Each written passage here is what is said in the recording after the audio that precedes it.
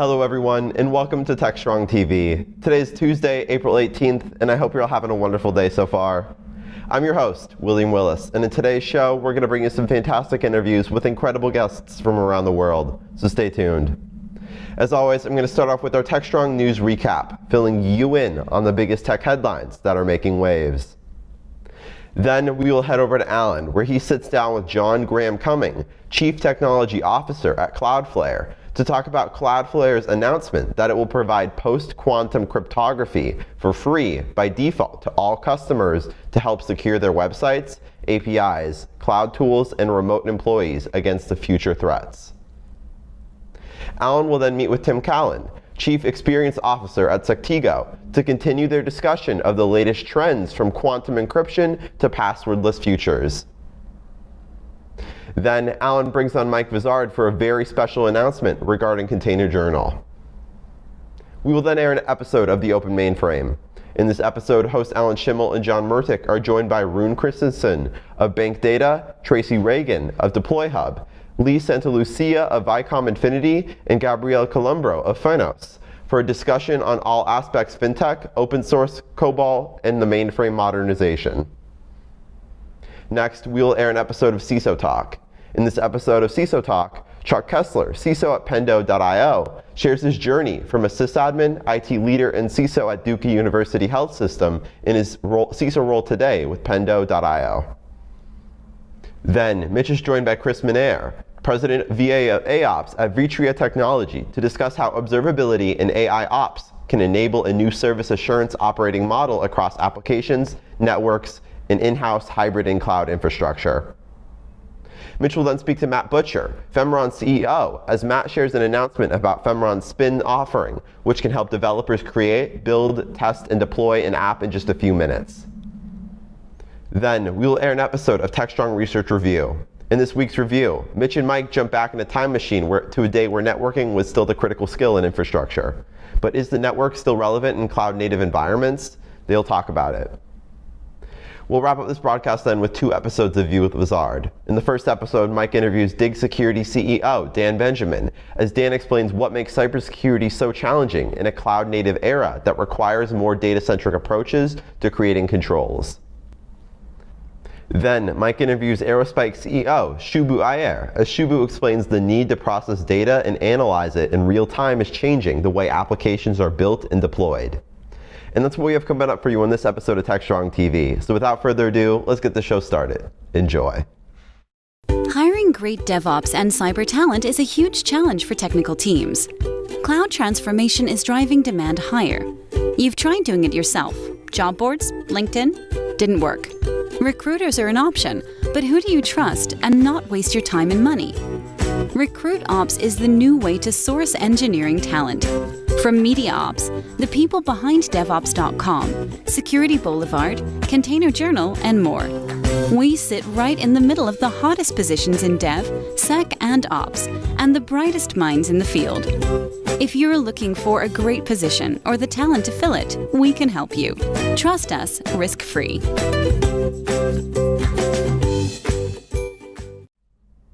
Hi again, everyone. Here are the headlines for April 18th.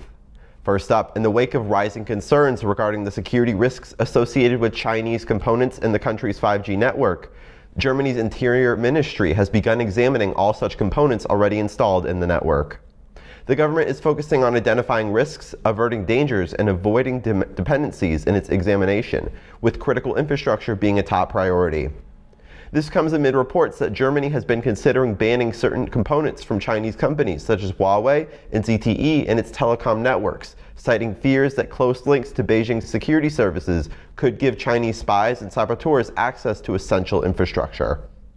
The move by the German government highlights a re-evaluation of the country's relationship with its top trade partner, China, with a focus on protecting its communication networks and critical infrastructure.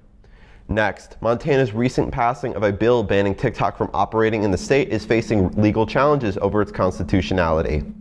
The bill prohibits downloads of TikTok in the state and would fine any entity for each day that someone is offered the ability to access or download the app. This being said, though, the ban would not take effect until January 2024 and would become void if Congress passes a national measure or if TikTok severs its connection with China. However, TikTok has promised a legal challenge over the measure, saying that the bill's supporters have admitted that they have no feasible plan to enforce this attempt to censor American voices. Additionally, Congress is considering legislation that does not single out TikTok specifically, but gives the Commerce Department the ability more broadly to restrict foreign threats on tech platforms. In other news, the Asia Internet Coalition, an industry organization representing tech giants like Facebook, Twitter, Google, Apple, and Amazon, have expressed concerns over recent amendments to India's IT rules. The changes grant the Indian government expansive content removal authority without adequate procedural safeguards, according to the AIC. The amendments bar social media platforms from publishing, sharing, or hosting false or misleading information about the government's business affairs, and fact-checking units will be appointed by the government to verify such claims. The AIC believes that the amendments lack sufficient procedural safeguards to protect people's fundamental rights to access information. It may lead to misuse during the implementation of the law, infringing upon press freedom. Next up, Poland's energy giant Orlen and 2 U.S. government financial institutions have signed a cooperation agreement to develop small nuclear power reactors designed by GE Hitachi Nuclear Energy. Poland is turning away from its past reliance on coal and towards more renewable and non-carbon energy, and the new SMR reactors are expected to produce emission-free energy while driving the economy for decades to come. The project will be financed by up to $4 billion in loans from the U.S. International Development Finance Corporation and the U.S. Export-Import Bank. The move comes amid Moscow's invasion of Ukraine, which has accelerated Poland's drive to cut dependence on Russian oil and gas. Although Poland's coal mining industry employs around 80,000 people and supplies 70% of the country's energy, global climate concerns and European Union regulations are calling for a shift to renewable and clean energy, which the nuclear reactors plan to help advance. Orlen's president said that the company's first reactor should be launched in 2029 and will be the second after a similar one becomes operational in Darlington, Canada.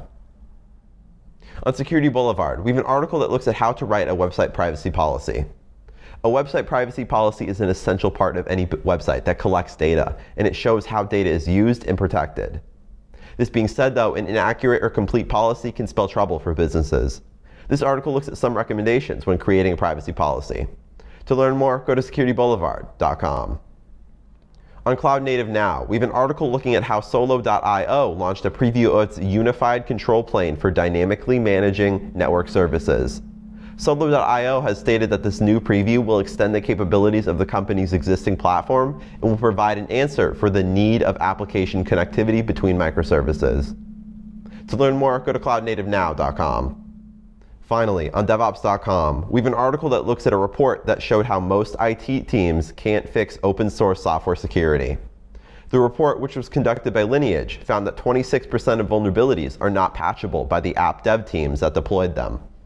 What's even worse is that 64% of the vulnerabilities that were found have no patch at this current moment. To learn more about the results, go to DevOps.com.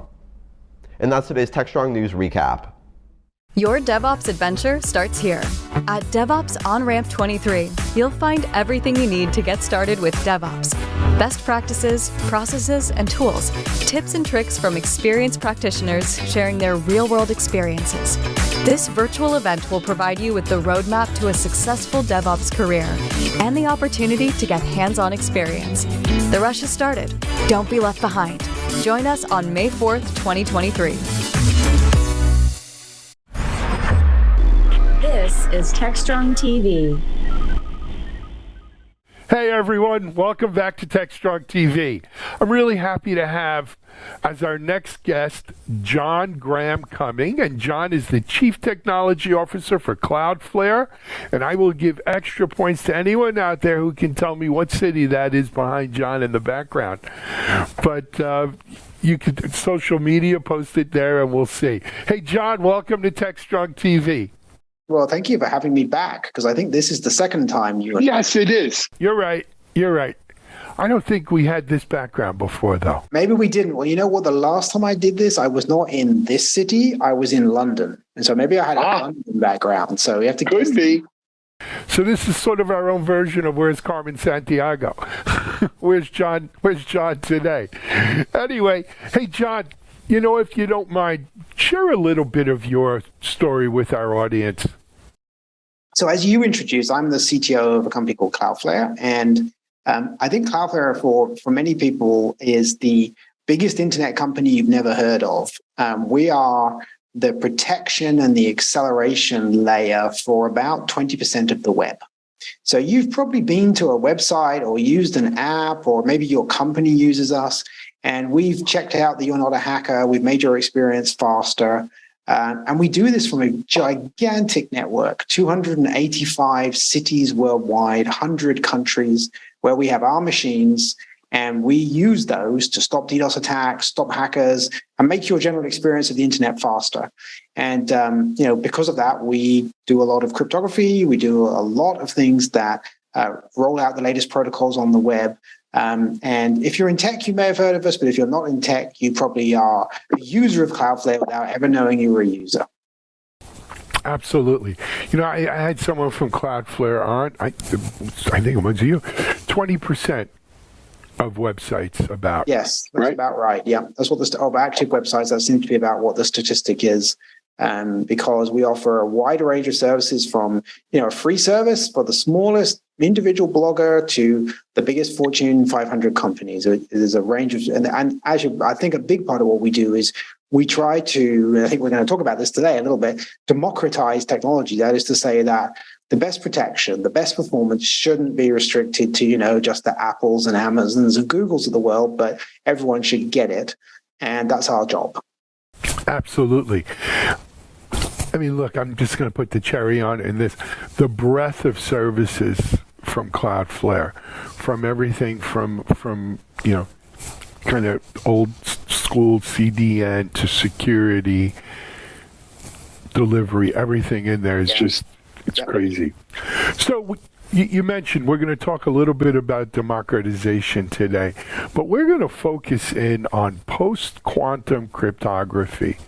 We live in interesting times. It's an Irish proverb. You live in interesting times. We have these, crazy technologies that can change the world.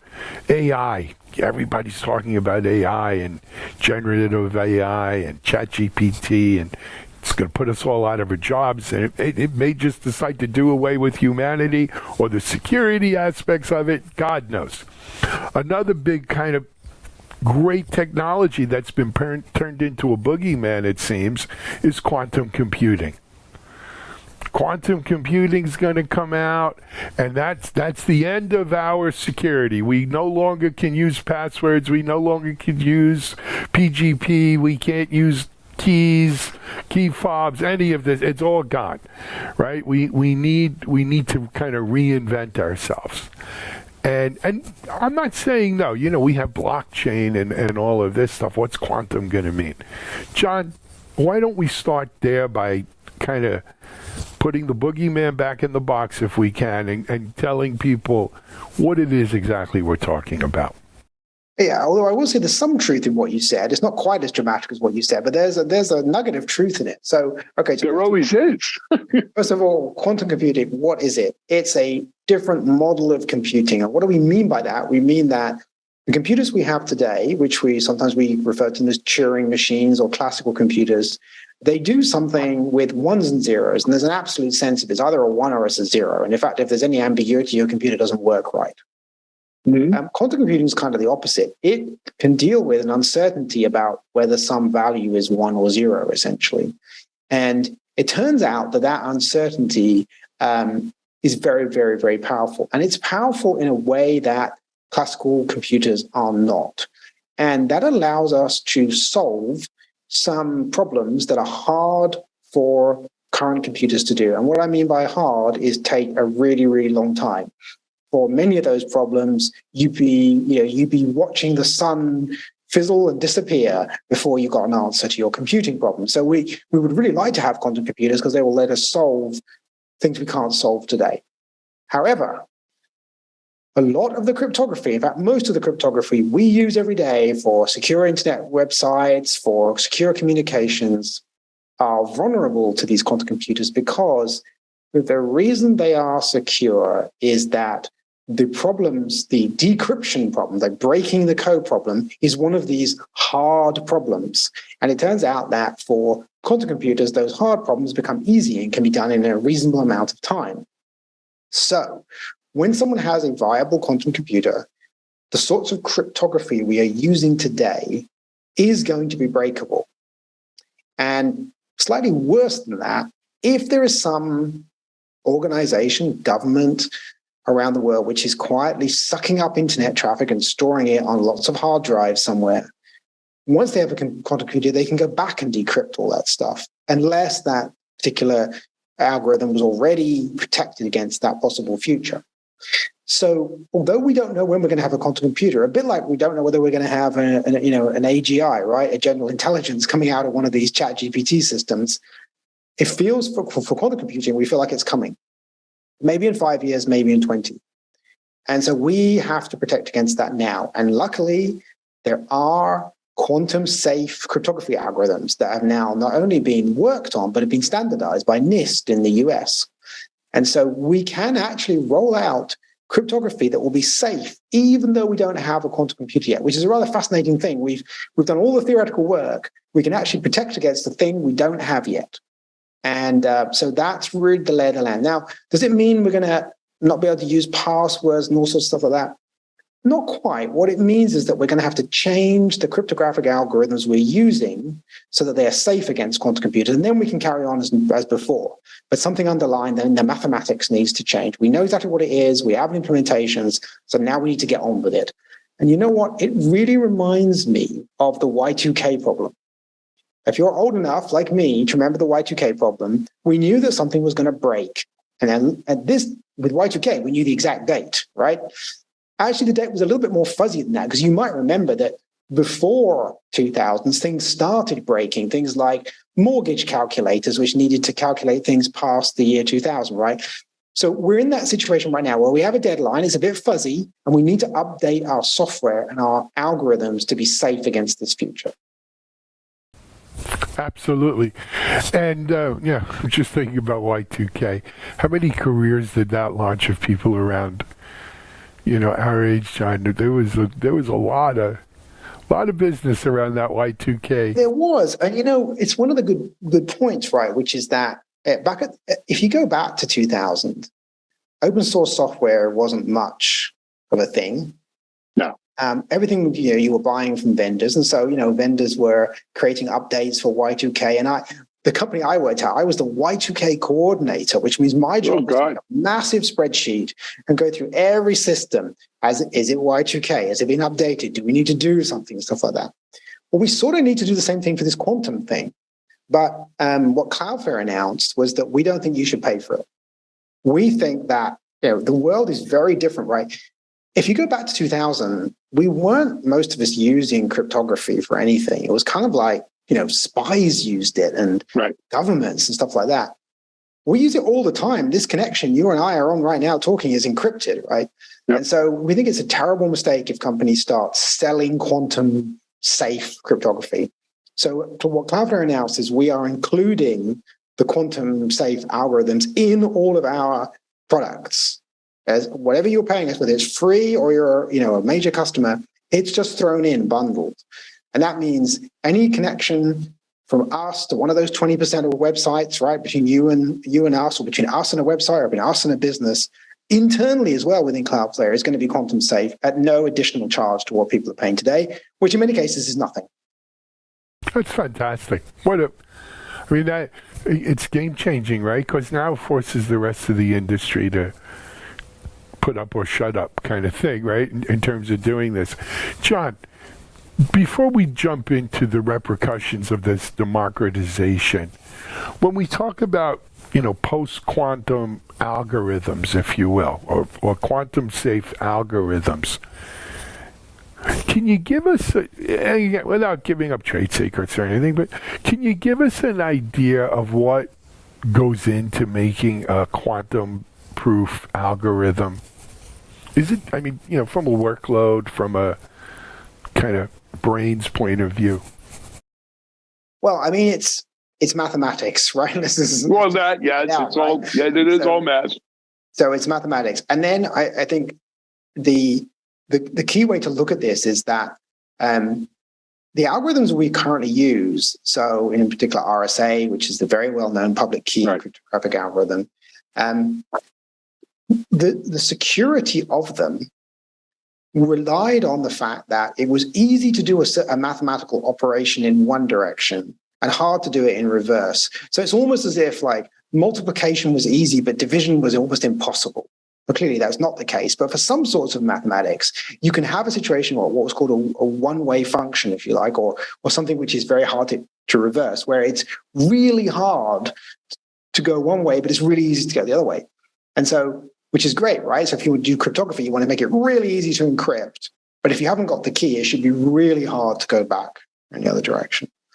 And so we know that for some of these really hard things, and really hard actually has a mathematical definition, there are quantum algorithms for those. So really what's going on here is saying, okay, we need some other algorithms which we know are not going to be solvable on a quantum computer. So a lot of high-level mathematics to do that.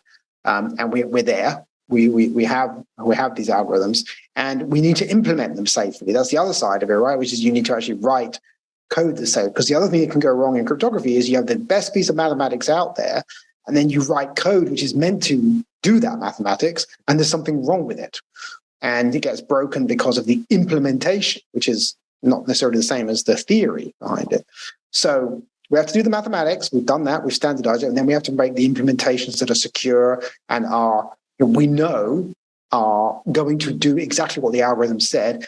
And state of the art now is we can actually prove that the code does what the math says. We actually have systems for doing those proofs. So we're way ahead of where we were at the Y2K era or before with what we can do here. So this is the realm of mathematicians and the realm of some very careful programmers building implementations and using proof systems to say, yes, we know this is provably an implementation of that algorithm.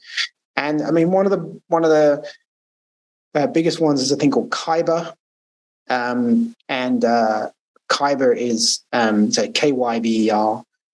It's a way of what's called encapsulating a key, so getting a key and passing it around. And we know that encapsulation can't be undone by a quantum computer because of the underlying characteristics of the mathematics involved. And so we're here. It's time for we're in the quantum era, right? There are small quantum computers around, but even more importantly, we have implementations, open source implementations of quantum resistant cryptography. So I love this. John, if you live long enough, I remember, I guess it was probably 3 or 4 years ago, interviewing someone, I think they were from NIST, if not NIST MITRE, about them. They were trying at that point to kind of publish post-quantum or quantum era, algorithms. Well, not the algorithms themselves, but guidelines, right, for how to do encryption in a quantum world. Yeah. And at that time, the fella, I think he was from MITRE. At that time, the fella from MITRE said, we're for once we're out ahead of this because this is probably 10 years out, right? But it's internet time. Mm-hmm. 10 years in internet time is 7 years in a dog's life, and I don't know how many years in real life. But we're in the quantum era right now in that we do have working quantum computers, but are they commercially available? Are you seeing a lot of quantum traffic yet? No. Or can you even tag that? So actually what's interesting is we're going to start reporting on this through Cloudflare Radar, which is the percentage of traffic that we're seeing which is protected against a quantum computer. You're right that the real work around this area started around 2001. So once we got Y2K out of the area, we had to find something. We started working on this post-quantum stuff, and NIST actually announced their competition, I believe, back in 2016. So it's like 7 years ago that we started, taking stuff. We are out ahead of it, but we do know that there are great advances being made in quantum computing, and what's the worst case here? Well, the worst case here is this was all not necessary, right? That the quantum computers actually, for some reason, they're too difficult to make and it takes us 50 years to do it. Well, we did some math and we rolled out some new algorithms. And yet this is yet another reason why this should be free. You shouldn't have to pay for it. This isn't a fear mongering thing. It's like, well, look, we'll throw this in as part of the thing, because maybe we need to protect against this.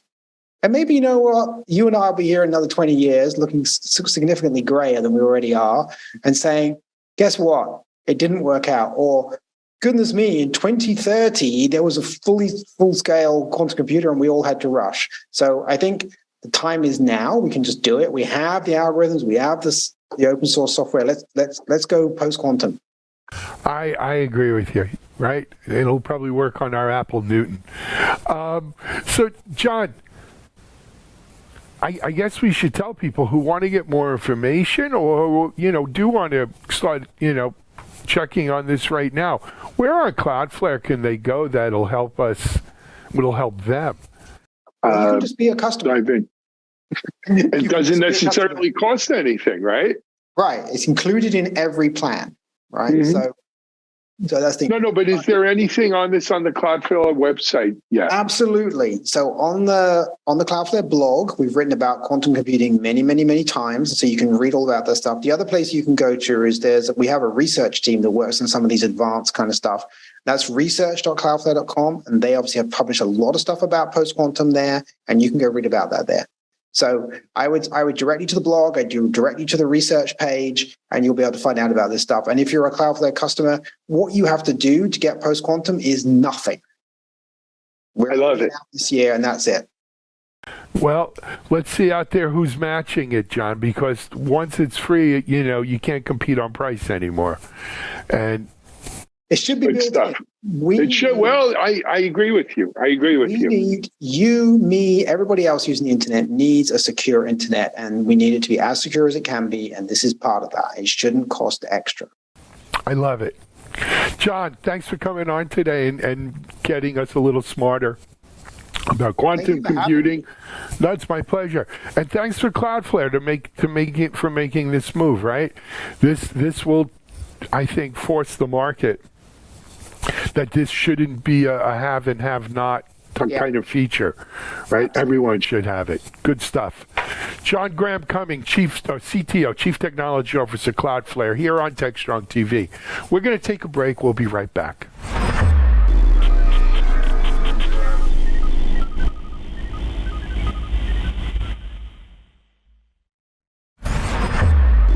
This is Techstrong TV. Hey everyone, welcome back to Techstrong TV. Our next guest here, this is going to be sort of a part two. He was on just a little while ago, and we started talking about something, but I invited him back because I felt like we really didn't peel the onion enough layers down there to get to what we wanted to talk about. Let me introduce you to Tim Callan. Tim is Chief Experience Officer at Sectigo. Hey Tim, welcome back. Thanks, Alan. I'm glad to be back. All righty. So, Tim, you know what? Let's assume maybe people haven't seen or they don't remember our interview just a short while ago. Well, first of all, let's start a little bit about you and give them a quick Sectigo, and then let's jump into this. I'm Chief Experience Officer at Sectigo. Sectigo is one of the world's largest public CAs and one of the world's largest providers of certificate lifecycle management, which is an automated platform to take care of all of your certificates. And we're here to talk about developments in the world of public certificates. Perfect. And so just to bring the audience up to speed, the last time we were together, Tim, we were talking that they're going to start, well, I think it was Google Chrome, right? Yes. This was only a Google thing. I should emphasize it at this point anyway. But that Google Chrome, okay, you might have an update for us. It's a Google thing, but it's going to affect everybody. And so when we unpack that, I'll get into the detail on that. Yep. But the idea here is that all SSL certificates now have it's a 90-day lifespan, sort of like butterflies, and after that you need a new certificate, and just for those of us in the audience who are not familiar with how SSL certificates are and work and everything, that's that HTTPS, right? In front of your website address, in front of your URL. And so it is encrypted with the certificate. And generally, those certificates were 1 year or 2 year lifetime certificates, right, Tim? Yeah, what we've seen is a decrease in the certificate lifespan over time. Once upon a time, there were no rules, and literally there were CAs were out issuing 10-year certificates. And then starting in 2012 with the baseline requirements, rules started to come into place. And first they were restricted to 3 years, and then later 2 years, and then a couple of years ago, they got knocked down to 1 year. And so the new proposal from the Chromium project, from the Google Chrome root store, is that they are going to bring that down to 90 days in maximum term. So where once upon a time you could have stuck a certificate on a box and not thought about it for 3 years, now those certificates need to be swapped out every 90 days. And if they're not, they expire. And when they expire, everything stops working. Excellent. So let's just and I realize it might be a little rehash. What's the logic behind this? Well, so there's a few real advantages that come with shorter-lived certificates, one of which is they're just plain safer. So let's suppose that something bad happens, like a private key gets compromised or a certificate gets misissued, but nobody realizes it. If you shorten the duration of the certificate, you shorten the window for exposure, right? 90-day certificate, it's just less time to exploit a problem than a 1-year certificate, and that's less time than a 10-year certificate. So that's rationale number one. Rationale number two is there's a better alignment between certificates and domains. So let's say that I buy a certificate for a certain domain name, and then tomorrow I sell that domain name to somebody else. I'm now holding a certificate for a domain I don't own, right? And so they want to limit that as much as they possibly can. And shorter-lived certificates limit that problem as well. And then the third thing in general is at a high level, the browsers really want to encourage the use of automation. They believe, and I think correctly, that 90% of the problems that we have with certificates would be alleviated if we had computerized, automated systems to manage them for us. And that too much manual management of certificates really is the problem. And so you might say with 2-year certificates, you might say, no big deal, I'll just do them manually. And then with 1-year certificates, some people said, this is too much for me. But a lot of people still said, I can still make it work. So now Chrome is saying, okay, how about 90-day certificates, right? And they're trying to get people off the money to say, I'm going to go ahead and I'm going to automate this because that really is the most accurate, most secure, highest uptime kind of solution. Excellent. All right. I think we've done a great, we've brought people up who may have not seen the first episode. Tim, take us from here if you don't mind. Well, so a question I get a lot is, well, when is this going to happen? That's one of the big ones. And, there isn't an announced timeline on this. However, I am estimating, for a variety of complicated things we probably shouldn't get into, that we should be probably looking at Q4 2024 for these to be in production, meaning that's the time frame when I am not going to be able to issue you a cert longer than 90 days anymore. And so you back up from that. Let's say I'm going to make up a date, October 1.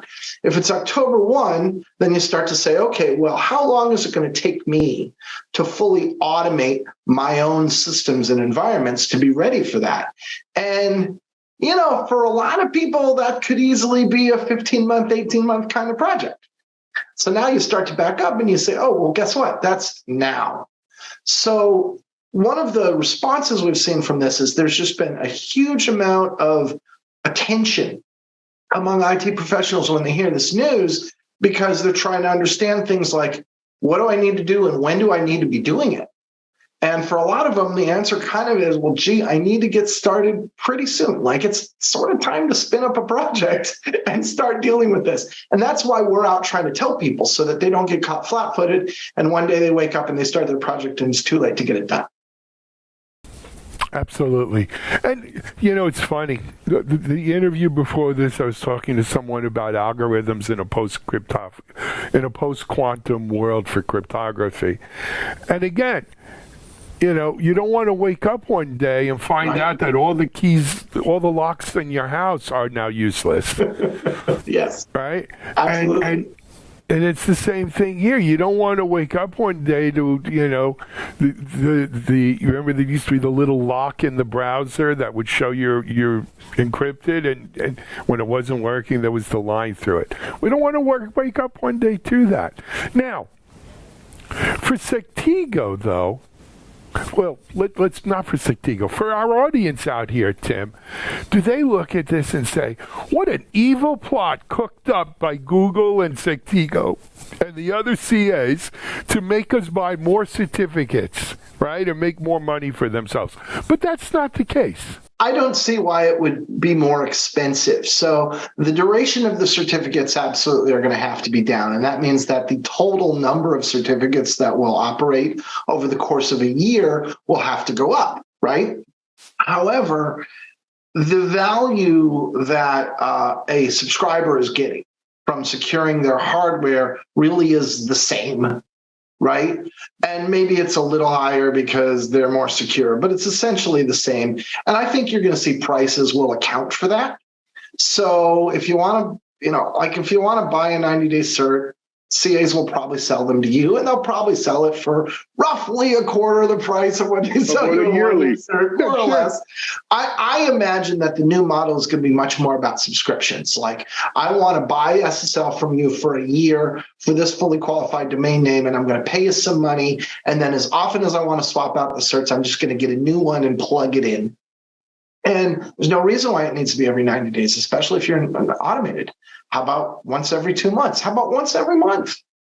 Sure. And at that point, you can just let it run. And if it's no extra cost to you, then that's actually what everybody would prefer. And so I'm imagining, if I look at my tea leaves, that that's kind of where the industry is going to go. And actually, I think that's good and healthy.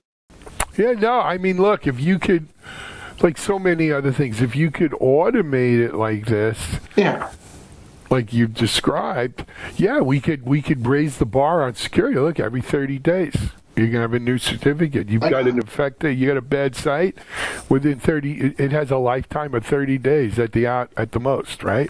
Exactly. And if we could take the cost out of the equation, why should people even... it's a good thing. Tim, let's talk about it, though, from Sectigo's point of view. Managing that, well, I guess it's just the initial CapEx of building that automation system to issue and put in place the new certificates. But it would, there's definitely some more work on Sectigo's part there, no?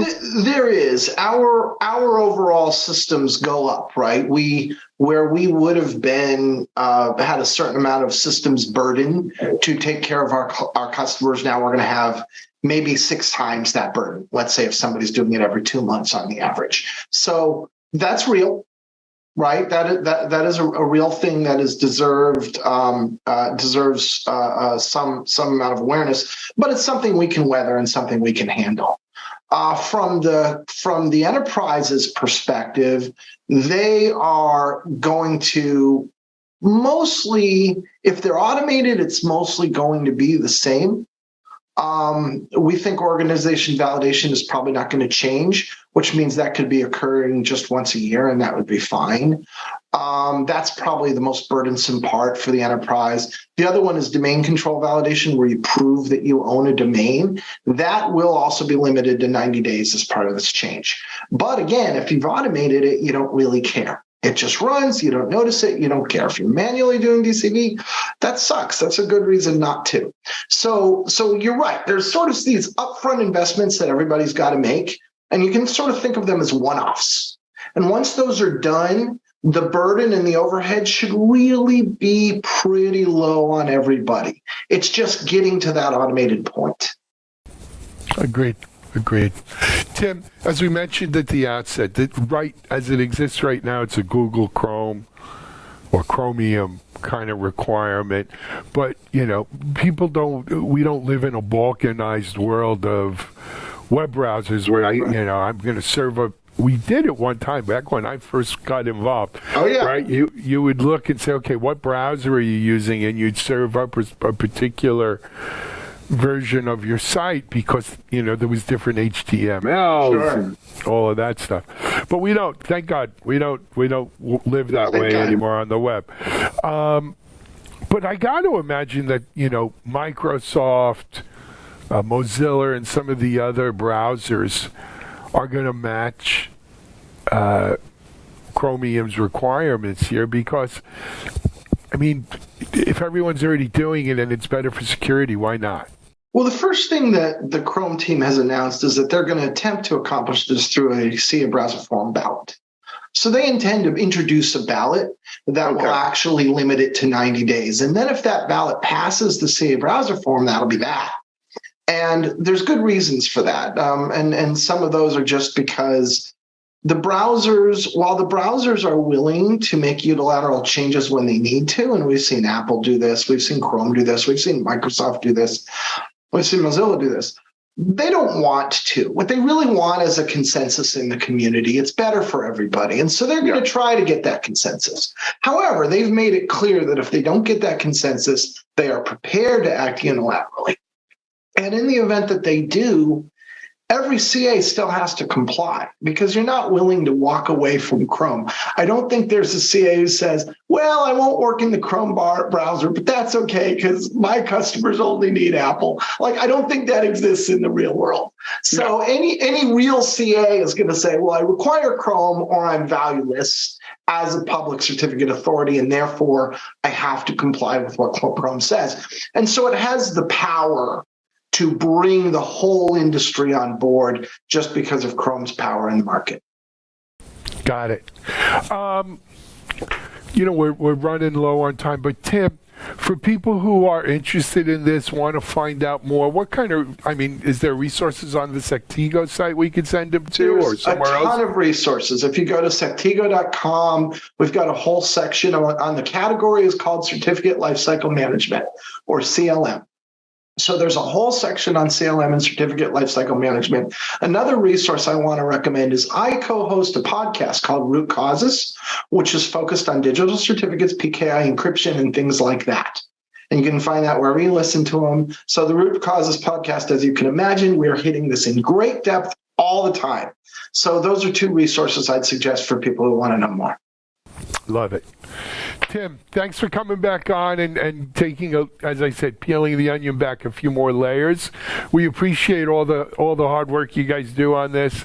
Keep it up and come back and keep us posted on this. It was my pleasure, Alan, and I'd love to be back when more things develop. Anytime. Tim Callan here, Chief Experience Officer at Sectigo. Keep your eyes open. Your SSLs are only going to be good for 90 days. You got to set it up. That's right. We're going to take a break here on Techstrong TV. We'll be right back in a moment with another guest.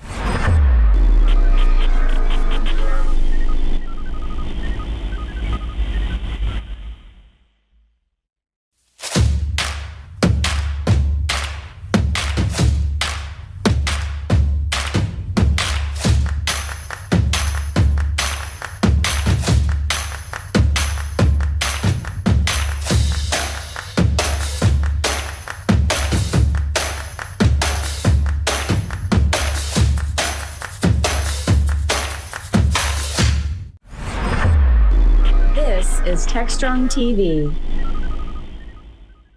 Today is an exciting day. We're launching Cloud Native Now, formerly known as Container Journal. It's been a long journey, and I'm wondering, what is the backstory of the launch of Container Journal originally? Because it predates me. Well, it doesn't predate you, Mike. You're not that young. Let's be real. It predates your involvement here at Techstrong, previously Media Ops. But look, I don't even know if it's launch or rename. What's the right word, would you say? I would say it's rebranding, maybe? Rebranding, that's a fair word. Mike, let me give you a little history on it, because it does predate you joining the company. So we launched DevOps.com in 2013, right? Kind of everything else before that is BD, before DevOps.com, and this is after DevOps.com, AD. Some people think AD is something else, but it's another story. I went to, I think it was the second DockerCon up in Seattle. And I came back and I told the team here that this Docker, the community that has gelled around Docker was the most passionate, enthusiastic, jazzed community that I've ever seen, and it was huge. And when this guy Solomon from Docker gets up there and talks, the developers and the DevOps people are just enthralled. And that this Docker is a huge story, such a huge story that I don't think DevOps.com is the right, no pun intended, the right container for it. That it was going to outgrow that, it's going to need its own site. And so I put the bug in the ear of our team is that we should start thinking about a spin-off site dedicated to Docker. And we started looking, and the first thing, well, not the first thing, but one of the first things you do with these kinds of exercises, activities, all right, what's a good domain name, right? I mean, many people don't know DevOps.com was originally going to be DevOps Central. And then I was able to obtain DevOps.com. But started looking at domain names with Docker, and our lawyer put up the big red stop sign. Our attorney said, anything with the name Docker was going to be a problem. And because you remember at the time, Docker wasn't even called Docker. They had another name, and I don't remember off the top of my head this second. But they went to Docker. So if we couldn't have Docker, we started looking at names with container in it. Mm-hmm. And eventually we arrived at Container Journal. But this took some time. It took almost a full year. I think it was the next DockerCon, which was in Austin, Texas, that I went to. This one was even bigger than the one in Seattle, and even more passionate, enthusiastic, bigger crowds. But what was different about the one in Austin is everyone was talking about this thing called Kubernetes. And I remember seeing, so Kubernetes 1.0 is not out, I think it was 0.8 at that time. And I'm watching demos, I'm watching people use it, and I'm saying to myself, I don't see why they're so crazy. This thing is so god-darn hard to use. It's going to make it impossible. But I came back and I told the team, hey, maybe we need to pivot to Kubernetes. And it's open source. Google at the time, I think Google had already given it to the CNCF, a part of Linux Foundation. But again, the lawyers being lawyers, put up the red flag. You can't do Kubernetes either. So we stuck with Container Journal, and we finally launched the site. I'm going to say that's 2015, something like that, maybe 2016. And for a while it was great because everything around cloud native, what became known as cloud native, it was really 90% Docker, containers, and Kubernetes. Mm. And it served its purpose for 3, 4, 5 years. But about 2 or 3 years ago, I'll tell you what, it was the KubeCon event in San Diego. So I'm going to say 2019, November 2019. I came back from that event and said, my God, this is the community in tech. What had gelled around this open source community at the CNCF put together was phenomenal. I mean, I haven't seen that kind of buzz since like going to Internet World in 1997 or 96. I mean, it was just like, we're going to change the world. But the other realization coming out of San Diego was there was a lot more to this cloud native than Docker, which at this point was kind of in a flux, but a lot more than containers and Kubernetes. It was an entire stack. It was a new stack. It was a new compute. And so I knew, 3 years ago that Container Journal was no longer the right name to describe what we covered there. But with COVID and everything else, it wasn't a priority, let's say, but it's time. It's not. As you think about cloud native and what it means now, we hear things about like serverless computing frameworks. We're starting to hear more about WebAssembly as part of the whole cloud native stack. Sure. How do you think cloud native evolves from here? What do we think of cloud native going to be versus what it may have been up until now? So I asked my friend to ChatGPT. I cheated. Well, I got a paid account. I upgraded to ChatGPT 4. I figured I had to use the darn thing. So, and it gave me a really good definition of cloud native. And what I liked about what it came up with is it never mentioned Kubernetes and containers. It said cloud native now, because I asked, what's cloud native now? It said something like along the lines of cloud native now encompasses a wide range of technologies, including observability, security, DevOps, all of the cloud computing, and the sort of attached things. So it's database. It is the modern equivalent. It's today's compute, right? We look at Linux. You look at the major Linux players, Canonical, SUSE, Red Hat. They're in this with both feet. So this thing runs from the hardware all the way up the stack to the application, all the way to your phone or your endpoint device. So I don't know if you could peel off cloud native from computing, and hence cloud native now. I think it's a great name that we were able to come up with here. We're starting to see enterprises are much more engaged. They've gone from onesie twosies on Kubernetes clusters to full-boat cloud native development teams.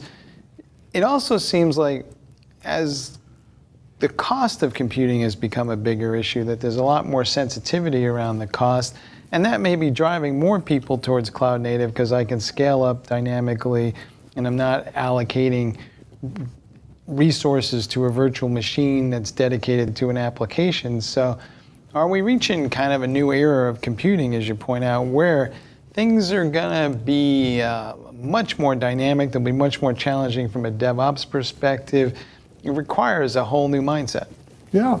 Well, I saw a friend of mine, I believe it was Andy Mann. Our audience knows Andy. He made a statement on LinkedIn the other day. He said that anybody who thought that cloud computing was going to save them money because it was going to be cheaper was wrong. And that should have never been a selling point for the cloud. What the cloud gave us was the elasticity to go up and down. And if that's the way of controlling costs, maybe, but you know how compute resources are. They're always expanding. It's kind of like there's a dark energy, the same one that's in the universe, that's constantly expanding. There's supposed to be some DevOps people controlling that, right? Yeah, well, there is, but it is what it is. But what I find really ironic, though, is that when we look at what we're calling cloud native, right? Cloud native now is a new name. I want people to remember that. When we look at cloud native, I think it's going to, this cloud native stack, this cloud native way of looking at things is going to outgrow the cloud, right? Because I think you're going to use cloud native compute, that stack, that way, and it's going to sit at the edge, and it's going to sit on endpoints, and it's going to sit back at the data center as well as the cloud. Because that's where compute is today, right? Compute's everywhere. It's not just at a data center like it used to be. It's not just at a public cloud, and it's ever expanding. So, at some point, cloud native may not even necessarily just be about the cloud. No, the term the cloud itself may dissipate. Yeah. It's a weather-related. Okay. How low can we go on our puns today? But yes, it may dissipate. But I think this stack is, at least for the foreseeable future, here to stay. And we keep adding more to it, right? whenever the databases are involved, that's like, they brought up the from the rear, right? They've brought up the reserves, Right. and they're here. So I think we're digging in now, and for the next foreseeable future, which in technology is, in my mind, never more than 5 years, cloud native is it. Stateful applications are here. Everybody doubted that for a while, but Yeah. to your point, if those guys are in the party, the tent's getting pretty big. What's next for us in cloud native now? What are you looking down the pike? What other things are we going to be playing with? Do you think that we'll see Techstrong TV more involved? What's the group going to do? Yeah. I think that's a great question for our chief content officer, actually. But I'll give my take on it, then you give your take. There you go. All right. So, Techstrong TV. I am a firm believer that our mission here at Techstrong is to deliver content in any container or format that people want to consume it in. If that's in a blog post or an article on a site or a downloadable snippet or in a mobile app, or it's video on your phone or on your TV, or a podcast on whatever you listen to your podcast on, our mission is to put that content there. Excuse me, whether it's in text, TikToks, if they're allowed, Instagram, or what have you. So to me, that's more about the vessel. In terms of what the content is, though, man, I think it's an open book, and I look to you. I think it's all going to become much more integrated. I think text and video and even podcasts are going to be more embedded within articles. I think that when someone logs on to a video, they'll be handed or presented a bunch of additional assets that they can download. And this notion that there's a difference between video and audio and text is just going to disappear. It's all content. Yeah, because the person who consumes that is going to consume different types of content based on their need at the moment, but they all want it within a click away. So I think we'll do better at presenting all of that together. As we also evolve, we're going to see we have a cloud native event coming up in July, a virtual event. Which we're also calling cloud native now. Well, it's good to be consistent on the brand. We call that reinforcement in the business, right? Yeah. There you go. So I think that we're just started on this journey. We're hoping everybody comes along with us. We want folks to sponsor events. We want attendees to participate in events. Our role has always been the same. We just kind of create the opportunity for everybody to come together and have an intelligent conversation amongst themselves. We are facilitators.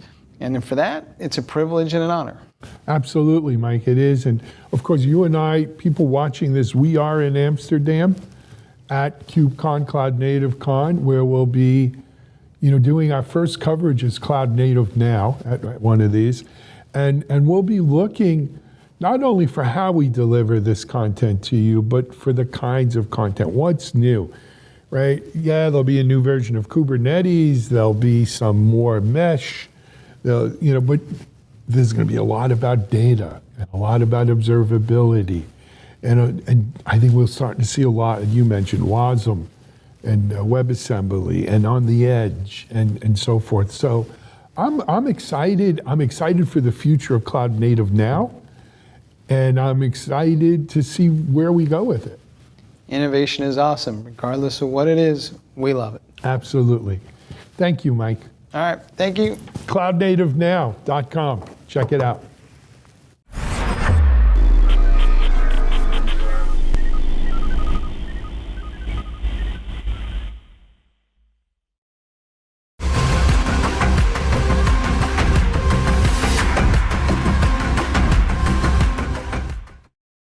Hey everyone, welcome back to the Open Mainframe Show. The Open Mainframe is a monthly show brought to you in conjunction with Techstrong Group, and I'm Alan Schimmel, CEO of Techstrong Group.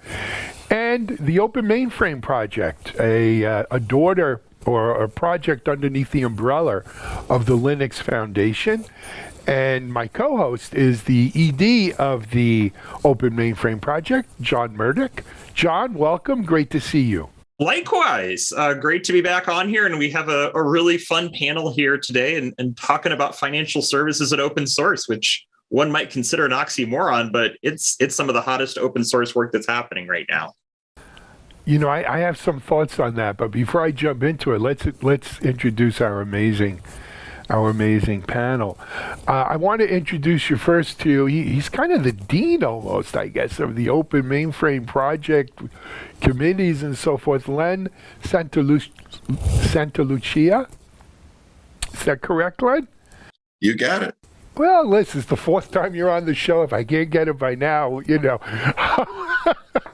Len, why don't you introduce yourself, though, to the audience? Hi, everybody, and thank you, Alan. I'm Len Santalucia. I am the chair of the Open Mainframe Project Governing Board. I work a lot with John and May that are here today along with us. And I am also the Chief Technology Officer of a company called Vicom Infinity. We are a Converge company. We're part of the Converge family of companies. And prior to that, I was with IBM for over 30 years. When I retired, I came to work here, and it was a short retirement. I retired on a Friday and started on a Monday. So it was just something that I like to continue to do. And this year, I'll be celebrating my 50th year in this business in September. You know what? That's quite an accomplishment in and of itself. Congratulations, Len, and thanks for joining us today. Joining Len, John, and I today are a couple of folks who have not been on our show before. I want to first introduce you to Gabriele Colombo. Is that how you pronounce it? Or I know Gab, right? Tell us, Gab, help me. Yes. Yeah, nice to meet you guys. I'm Gabriele Colombo. Close enough. Colombo. Okay. Close enough. I get it. Gab, to make it easier, I'm the Executive Director of FINOS, the FinTech Open Source Foundation.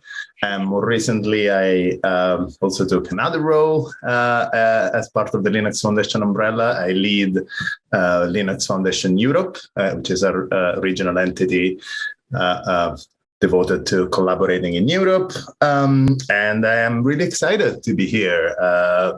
We've been working for 6 years now in bringing open source in financial services as part of our foundation. As John said, a few years ago, there was a bit of an oxymoron. It was let's say that when I went to these largest financial institutions and told them to open source the intellectual property 6 or 7 years ago, the reaction was lukewarm at best. But as John is saying, 6 years later, we're seeing very much like any other industry undergoing digital transformation, open source becoming truly a strategic pillar of collaboration across these organizations. So super excited to be here and love to be here on the panel. Thank you for having me. Thank you. Next, I want to introduce, this woman needs no introduction. She's a regular on many of our Techstrong TV panels and interviews, as well as the host of Techstrong Women, or co-host of Techstrong Women. It's Tracy Reagan. Hey, Tracy, thanks for joining us. Thank you for having me. It's fun to be on a mainframe panel. I cut my teeth in New York as a COBOL programmer working on Wall Street. And that's actually how I got into open systems at the time. It had nothing to do with open source. It was just open systems. So I see the mainframe from an open perspective. And I think that's why open mainframe is a great term, because the mainframe should be more than just what we've always believed it to be, something that runs in some dinosaur environment. So today's a good topic. And just as a side note, I learned DevOps on the mainframe. I was an Endeavor and Changeman administrator. And for those of you who don't know, Endeavor stands for Environment for Developers and Operations. It's the first DevOps tool ever that hit the market that was named that. It was named DevOps. So I'm sure this will be an interesting topic. And Endeavor was a predecessor, was part of what came into Zoe a few years ago. So a lot of the early work of Endeavor has rolled into the Zoe. Really? Oh, I didn't know that, first, John. Yeah, our first product, OpenMake, was based on processors for open systems for the Unix and Windows environments. So that's basically how OpenMake software started, was building processors for the open environment. Yeah. Fantastic. It's a 6 degrees of separation. Let me introduce you to our last panel member, though, and his name is Rune Christensen. Rune, welcome, and if you wouldn't mind sharing with the audience a little bit about your background. Thank you. I'm Rune Christensen. I'm a lead software developer in a financial institution in Denmark called Bank Data. And I work in a team where we are focusing on developer experience for mainframers, and we are pushing towards DevOps. And I'm also currently the administrator of a open mainframe project, the COBOL check, that enables COBOL programmers to do real unit testing. That's fantastic. Great stuff. So, guys, thank you all, and lady, thank you all for being here with us today. Tracy, let me frame the discussion, right?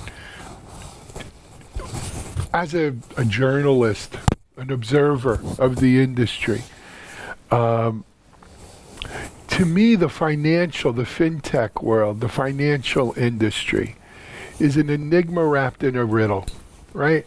You would think, oh my God, it's heavily regulated. It's ultra conservative.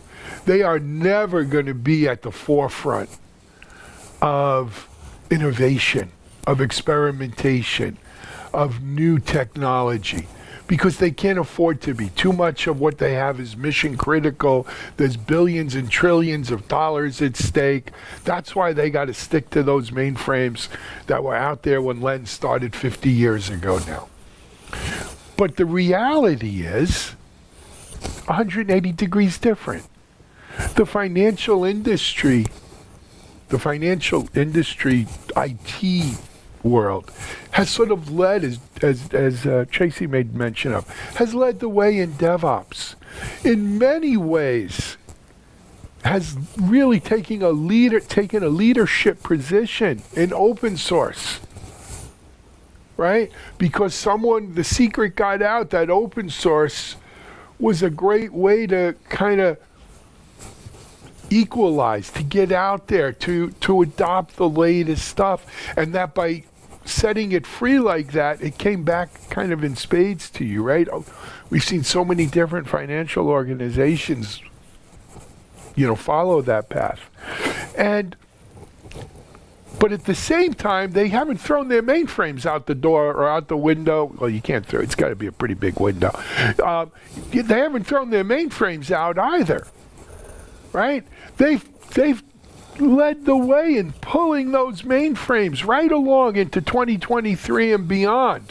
Whether we're talking about using COBOL in ways we haven't seen before, or using modern languages, Java and everything since then, in developing applications, in working as part of this modernization trend, in partnership with newer platforms like cloud, right? In hybrid, so that we have systems of record, systems of engagements, working together, talking to each other, interacting, almost seamlessly, if you will. Now, that's a very rosy picture. I don't know, is that reality, or is it our ideal of where we want to be? Len, you're the chairman of the project here. Do I have my rose-colored glasses on, or are we going there? Well, Alan, we are going there. And okay, we are going there at a very, very fast pace. I am, like Tracy, cut my teeth on Wall Street. That's where I grew up. And I was an SE, and a lot of the guys that are now CIOs are grew up through the ranks along with myself, and I still stay in touch with them very, very much. And they are bringing open source types of applications to the platform on a constant basis.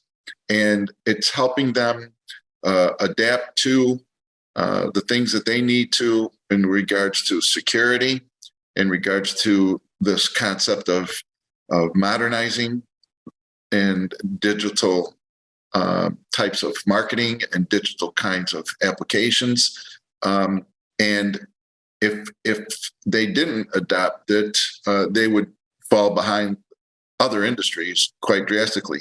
The financial industry is very good at leveraging technology, and they're really more of a technology than they are with financial services. You know, they really are technology companies. I mean, they've got it all.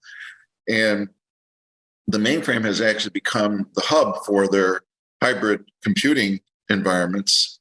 And they finally figured out that, you know, their billions of lines of COBOL code that they have is not going anywhere fast. They've tried to change it to other languages, and it's just too time consuming and too costly. They just can't, even with all the money that they have in the world, it's just too much for them. But being able to modernize and take advantage of things, especially one of the things I've noticed is many of them are really grasping onto Zoe, which is the number one project within the Open Mainframe project in general, because it allows them to work with a graphical user interface or a command line interface to anything that they have running around their mainframe, and it helps them connect into other environments very seamlessly, whatever cloud, whether it's on-prem or up in the public cloud that they desire to do. So the answer is, Alan, I'm happy to report that this environment is strong and stronger than ever.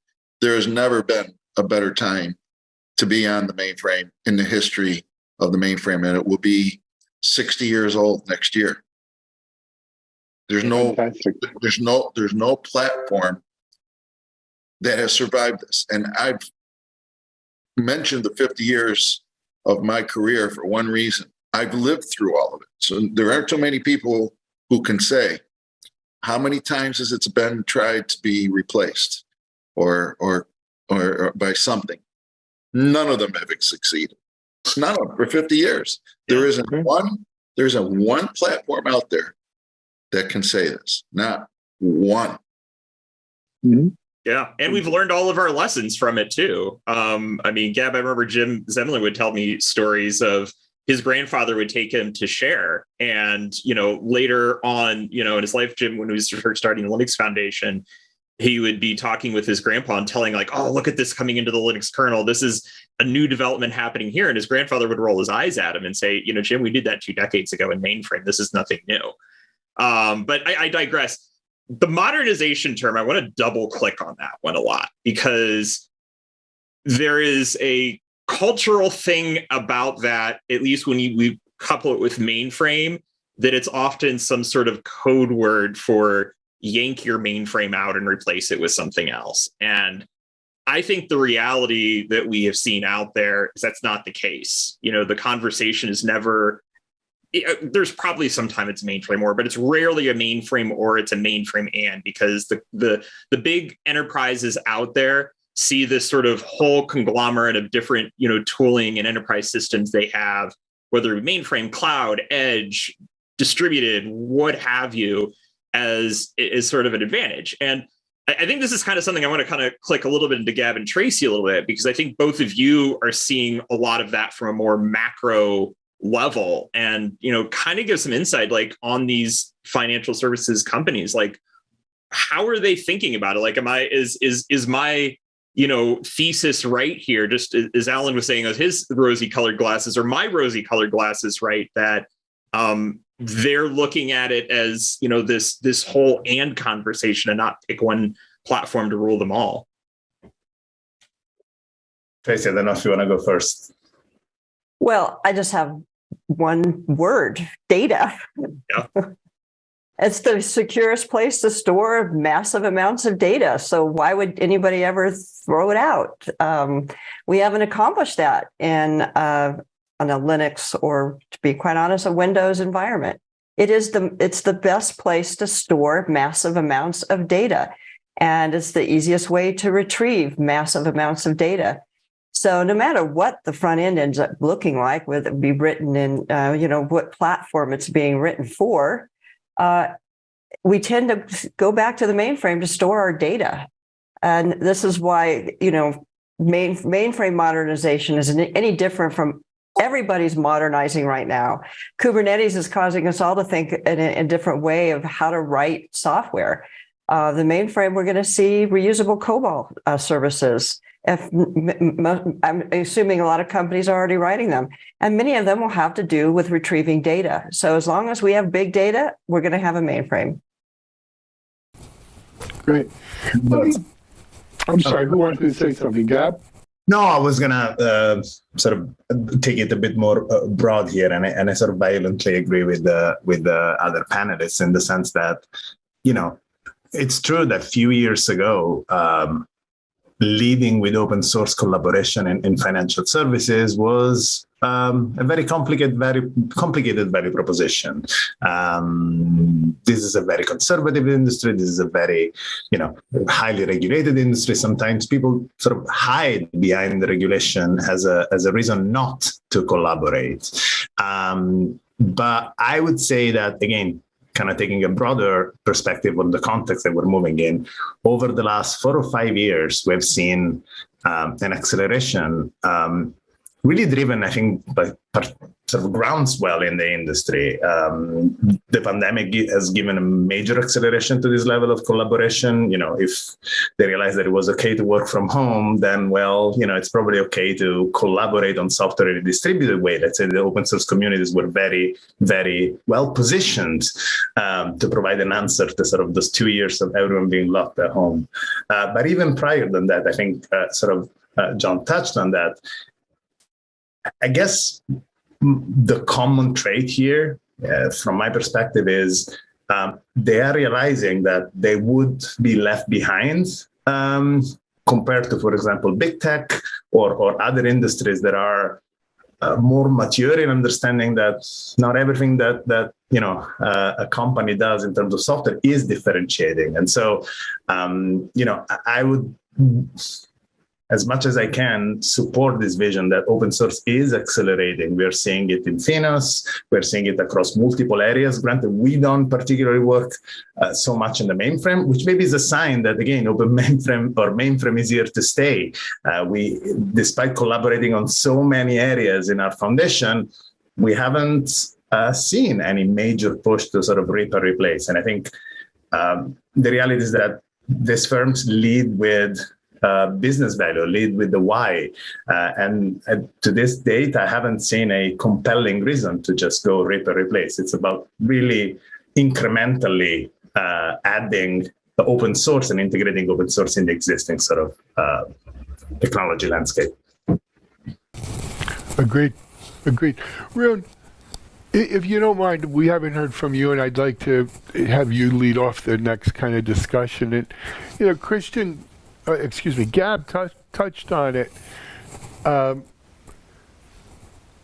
It's a little counterintuitive why open source and financial industries, is like peanut butter and chocolate and taste so well together here. As a developer, what's your view of that? I got to assume it helps you. It speeds up your development, having open source and open source libraries and components to help build applications and so forth. But, what do you think? It does. Of course, we have a lot of source code at Bank Data that we can't ever open source because it has to do with regulations and transferring money and all that sort of stuff. But when it comes to development, there are a lot of open source products that we can use. And that's the journey we're walking. We evaluated our pipelines, our value streams for our developers, and just was able to identify where we had holes and where we could take one of the components that we were working with at the moment and actually just how can we put something open source into this instead of having to develop it ourselves or buying it from somewhere else. Yeah. And that's one of the reasons we invested a lot of time and effort into Cobalt Check, because we identified that we had a very big issue with early testing, not component testing, but we wanted developers to test even earlier. And we are, our developers are making so many unit tests in Cobalt right now, and we've integrated it into our build pipelines. So a unit test that fails will break the build and all those things that you see everywhere else. Excellent. Alan, like Rune is like, I was going to say, Alan, Rune is like the poster child for what modern COBOL development. I mean, let's not underscore it. Like, and you sort of touched on it, Rune. It'd be great to even double click even more into that. Like, go back 10 years of how your COBOL application is developed and what it looks like now, and what like the projects and the work. I know I saw a recent interview with you. You were talking about Cobalt Check and the programming course, and Zoe have just sort of changed the whole way that you go to business. You go to market with all of that. Like, double click on that. Like, tell us like what has really been that impact, and like how has your developers reacted to it? There are some developers that really want to be a part of it, and there are some developers that are like, oh, no, I know how to work with our old IDE. And well, we can't bring the mule. We can bring water to the mule, but we can't force the mule to go to the water. But we have a lot of teams right now that are moving their COBOL source into our Bitbucket repositories and Bitbucket servers. So enabling them to go to not even touch the mainframe while they're developing. And we're currently moving a lot of other stuff towards having them on another source code repository instead of our own in-house. And that it enables our developers to use the tools that they want to use. They're not forced into the tools that we built for them over the last 20, 25 years. And if they want to use Notepad or IntelliJ or whatever they want to use, they can just do that. We are not enforcing anything on them with regards to that. We're making some recommendations. We are building a suite of usable functions for VS Code, and we chose VS Code because that was where Zoe was first available, and IBM's I can't remember the word, Set Explorer, where we got the COBOL Linder and so on. Yep. Sure. Here's an interesting thing, and maybe Tracy or Gab, you can help with this, right? I think people can easily understand, look, if I'm building code and I have some open source components or libraries or tools that I could use to help me speed it along, I should use, right? I'll use them. But why should I contribute my work back to the community, right? And that's kind of a fundamental truth or a fundamental point across the entire Linux Foundation, right? We hear the term parasite. No one wants to just be a user. Oh, maybe, I'd like to think that. But yet, where is the tangible benefit of contributing back, of contributing code back, of donating a whole project to an open mainframe project or something like that. Tracy, you've been involved in several different Linux Foundation boards, right?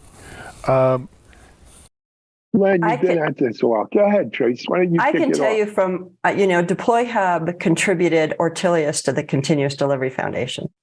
80% of our code base we contributed. And we thought about it for a very, very long time before we went through with that. And the primary reason why we did it is because you don't know what you don't know. And bringing on a broader community to build out a platform that you believe in should be the goal of any software company. Now, certainly we could have gone out and gotten a ton of funding potentially to do it, and they probably wouldn't have wanted to contribute it to open source. And the project has heart, right? And community is fun. And you build an amazing product when you engage community and you find out things you don't know. Now, the other way to do that is slowly through getting customers and having customers contribute and ask for feature enhancements. Or you bring the community in and you get a ton of feature enhancements really, really quick. So it is a symbiotic relationship between the community, the contributors, the adopters, and the company who contributed. We're getting as much back as we gave. Fair? That's so well said. I will bring it one level further and say that I think the motivators for contributing to open source are quite different when you're talking about sort of individual developers versus senior executives and decision makers. But there is a way to sort of bring those motivators together. I mean, my experience with the largest financial institutions in the world has been that we had the heart and minds of developers from the get-go. There was an element to open source that was liberating to some of these, financial services developers, highly regulated industries, oftentimes working on sort of quite cumbersome development processes. And I feel absolutely lucky, having grown up in open source, that I've always been able to build my software on my machine. I'm on a plane, I can keep developing, without sort of any restriction. So granted, it's been 20 years since I worked on a pure proprietary corporate project. But I thought, this sort of desire for open source developers, especially as desire for internal financial services developers to want to collaborate across the firewall, want to, solve bigger problems that even a large financial institution with massive development resources can do. So that wasn't a really hard sell. As Rune said, there is value in consumption, and developers understand that contributing back, really gets that sort of flywheel of the community going in terms of features, in terms of what you get, in terms of collaborating with other smart people that may not necessarily work for the same company. But when you then go to the executives, then the motivators are very different. It is about not ending up behind big tech, sort of eating our lunch. It is about growing talent. And I think, the mainframe world is one where I think open source plays a really important role in expanding the talent pool that can work on mainframe and COBOL and so on and so forth. I know the Open Mainframe project, has a lot of focus in sort of growing the sort of talent pipeline, if that makes sense. Last but not least, I think ultimately, if you're a vendor, if you're a fintech, there is an actual commercial benefit of leveraging open source as a strategic pillar of your, go-to-market, of your business model. It's pretty controversial. Some people say open source is not a business model, and I tend to agree with that. But it's functional to many new ways of running a business, especially in the world of SaaS. I see a match made in heaven. An open source project that then gets delivered and sold as a service opens up a whole new level of opportunities. And so I think the motivators are quite different depending on the sort of persona that you're talking about, if that makes sense. And people do say that about open source companies, that open source is not a business model. And I always say, well, ask the folks at Rancher about that, or ask Red Hat about that. Exactly. There's some or GitHub for that matter. There's some pretty amazing open source projects that turned into big companies, and they had to be open source though, or they would never have gotten there. So it's really important. And the last thing I want to say about open source projects and the Linux Foundation is there's always a bad side, right? And the danger becomes having I call them the giants. And I've been on many of the boards. I've been on the OpenSS board. I'm on the TOC of the CDF. I've been on the board of the CDF. I was on the board of the Eclipse Foundation. And it's always the same kind of problem that I perceive. And that is we have too many giants at the table. And we need to understand how to bring more people to the table and not just the giants, because the giants don't have all the answers. And oftentimes the folks who are on those boards that come from the giants have a corporate mentality and not a startup mentality.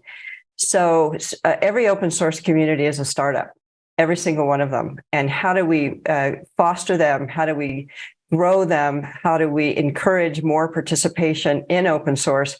Really should be our focus, and how to make it more secure. The security question is big, and I think the OpenSSF is doing a really good job of starting to address it.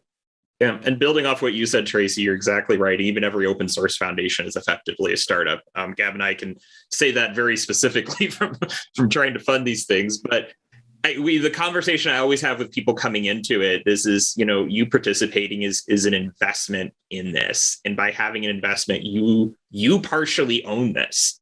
Like, that's sort of a unique thing. Even the Linux kernel works this way. You make a contribution to the kernel. You don't give away your code. You have an ownership stake now in it. You don't sign over copyrights. You don't sign over IPs. You don't give them licenses.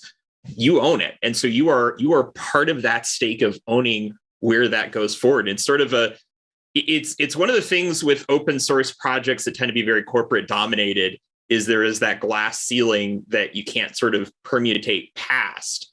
But when they get out into a broader context and are gender neutral, and you have the big vendors, and Tracy, you're exactly right, the small vendors, the individual contributors, all those to the table, it's a duocracy. You show up to do the work, you get to make the decisions. And yes, it's an amazing. Believe me, I do a lot of work for the Linux Foundation. And you have for years and years and years, and it's been amazing contributions on all these projects.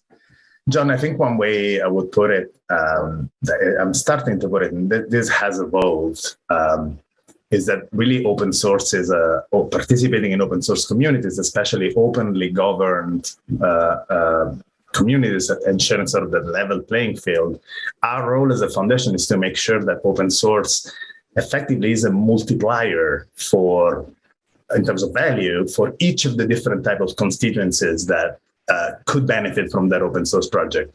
Of course, it's hard when you're balancing individuals, large companies, smaller companies, different types of companies, a service vendor versus a technology vendor versus, sell side, buy side, regulators themselves. But ultimately, the notion of a multiplier is that if you're putting in zero, you're going to get zero out of it. And so our job is to make sure that as much as possible, that constant of multiplication gets bigger and bigger. That's what I see the role of the foundation. And to be honest, I think financial institutions are understanding that right now. While 6 years ago, people were like, "Oh yeah, we'll join Finos, and the community is going to develop this for us." Well, dude, there's no such thing as the community. You are the community. If you're not putting some sweat equity into it. So I think you got to put the me in community. Yeah, exactly. Yeah. So, but Gab, you bring up an interesting point, and that is specifically the financial institution, the financial industry. It goes back to how I opened the show. The financial industry today is under a tremendous amount of pressure. Their customers are demanding more, better, faster, on their phone. You don't see a lot of banks having a big, CapEx expenditure building new branches from bricks, right? Everything's being poured into, I want it now. I want to deposit my checks now. I want to wire my money now. I want to charge it now. I want to do all of these things now over my phone or whatever my, preferred appliance is. And the only way, I think the light bulb over the 6 years ago that you're talking about is the realization that the only way to accomplish that is software. And the only way to accomplish it on time, securely, via software is via open source, right? Because that rising tide lifts all boats. And I think that fundamentally applies more to the financial industry than almost any other industry today, and is responsible for the profound changes we're seeing in how this is done. And again, I'll come back to Rune because he hasn't spoken as much as the rest of you. And I want to get him more involved here. As a developer, he's living this, right? And I think you're living it, Rune, but why don't you comment? Well, I have a lot of comments here. So Bank Data years ago recognized the potential of building and help building and using open source. So we actually built or made an open source policy that enables all our developers to use company time to contribute to open source projects. And that's one of the reasons we are investing in open source, and we are pulling from open source because we know there's a great community, and we know that we are able to fix the issues if we see some that we want fixed. And we are, well, you mentioned you want to be able to register or post your checks online. Well, yeah, we killed our checking system years ago. How about no checks? No checks. We don't have checks anymore in Denmark at all. Really? Everything is. I have all my banking stuff is on the phone. We are doing REST services on the mainframe. We are taking our old banking applications used by the back-end users in the banks and exposing them through REST to consumers so that the consumers can do those small business transactions or small issues that they can fix themselves instead of having to interact with the bank. And that's what our customers want. But they also want the brick and mortar. They also want to be able to visit the bank when they have to buy a house.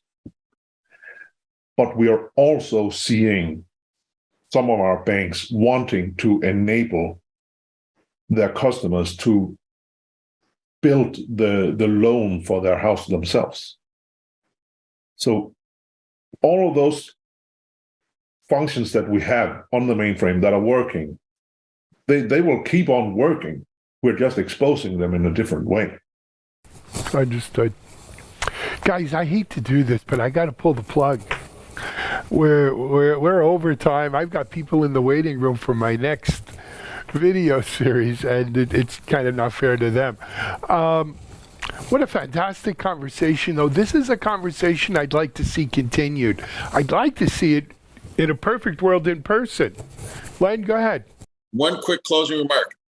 Remember, when the mainframes first came out, they ran open source software. Yeah, and they have ever since. What I was saying, though, I'd love to have this conversation in person. John, I know you guys are in the late planning stages already for the next Open Mainframe in-person conference. I think it's going to be in New York. Can you give us a little info? We're partnering with Finos here as a part of their Open Source in Finance Forum, which is on November 1st in New York.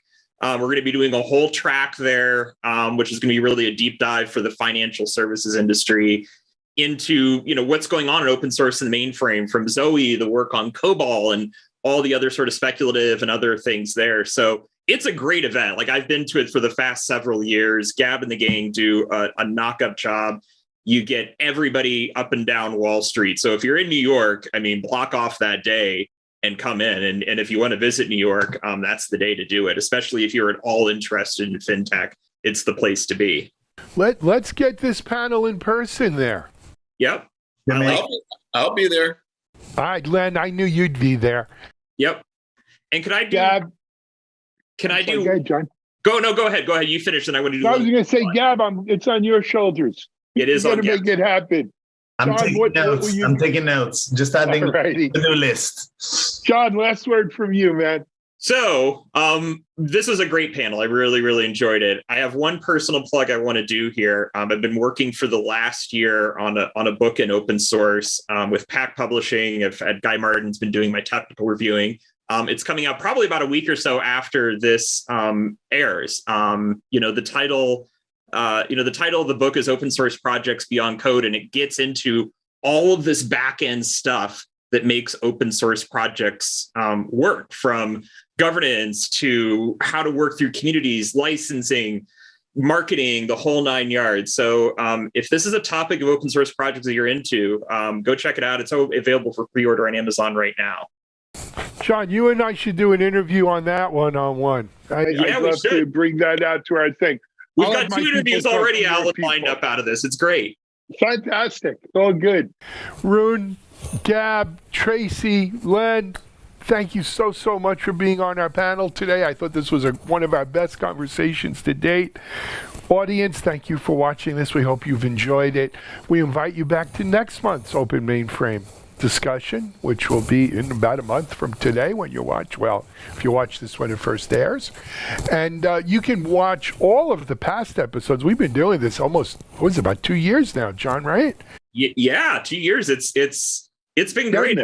We're hitting all sorts of topics, orthogonal, all over the place. This has been amazing. Good stuff. You can watch all 2 years worth of shows, and you can catch them on Techstrong.tv. Just look up under Series Open Mainframe, and all the episodes are up there. So it's pretty good, cool place to watch it. Thank you all so much again. This is Alan Schimmel for Techstrong Group and John Murdoch from the Open Mainframe Project at Linux Foundation. We'll be back next month with another great show. Thank you.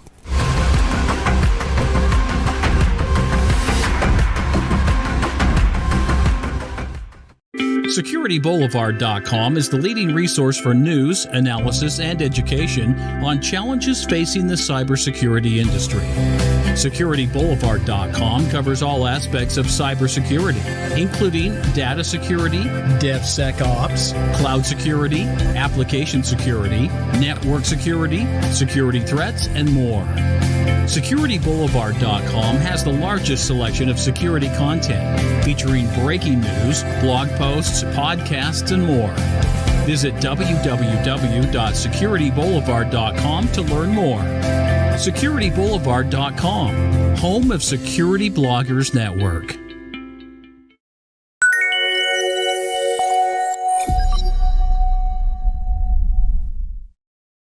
Hey, welcome everybody, and welcome back to another episode of CISO Talk. Mitch Ashley, CTO with Techstrong Group and principal with Techstrong Research, and Jennifer, JJ Manila, my co-host with the show.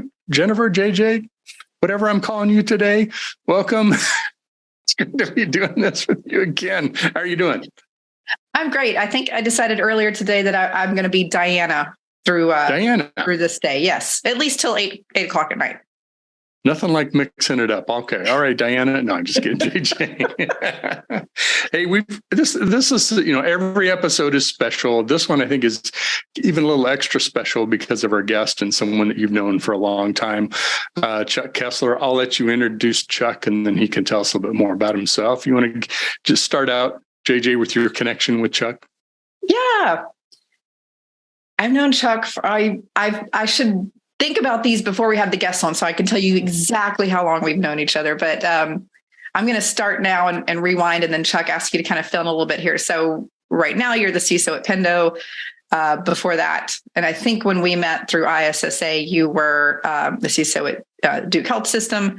And then I know before that, we've had some conversations about some of the security work you were doing as a consultant with Symantec and some of the prior things there. So do you want to kind of move us back forward through that progression, talk about how you ended up where you are now?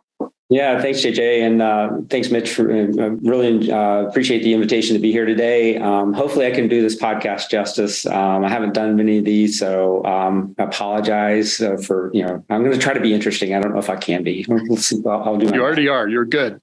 You're on. Okay. Great. So JJ, I don't know exactly how long we've known each other. It's more than 10 years. I'm just going to leave it at that. That's a reasonable amount of time. Yeah, I joined Pindo about four and a half years ago. Prior to Pindo, I was a CISO for Duke University Health System for, I think it was 7 years. And prior to that, I spent about 6 years working with Symantec's advisory services consulting practice. And I go back further than that. I actually started my career more on the technical side as a systems administrator, moving up into IT management and eventually security. So I've got 30 plus years actually doing things in tech in general, and it's been an interesting journey. I like to point out oftentimes that I've been connected to the internet since the mid 80s, before most people even had a clue what the internet was. I think the very first time I connected to the internet was probably about 1986 from a little Unix mini computer sitting in a university office, just connecting with other folks at other universities. So it was a lot of fun back then.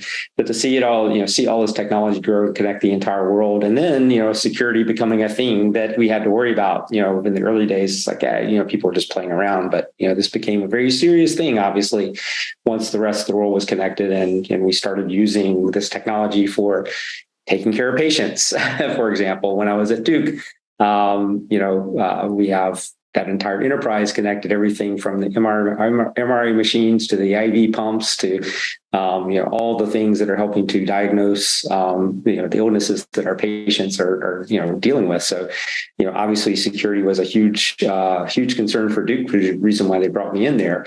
It was an interesting transition going from that industry in healthcare, again, taking care of millions of patients per year, in a highly regulated environment, to a very fast growing software as a services company at Pindo. When I joined Pindo 4.5 years ago, again, we were about a 250 person company, had already grown quite a bit. Pindo at that point, I think, was right at 5 years old. So we're hitting our 10-year anniversary this year. But we grew from 5 people to 250 when I joined in that first 5 years, and now we're close to 900 people now.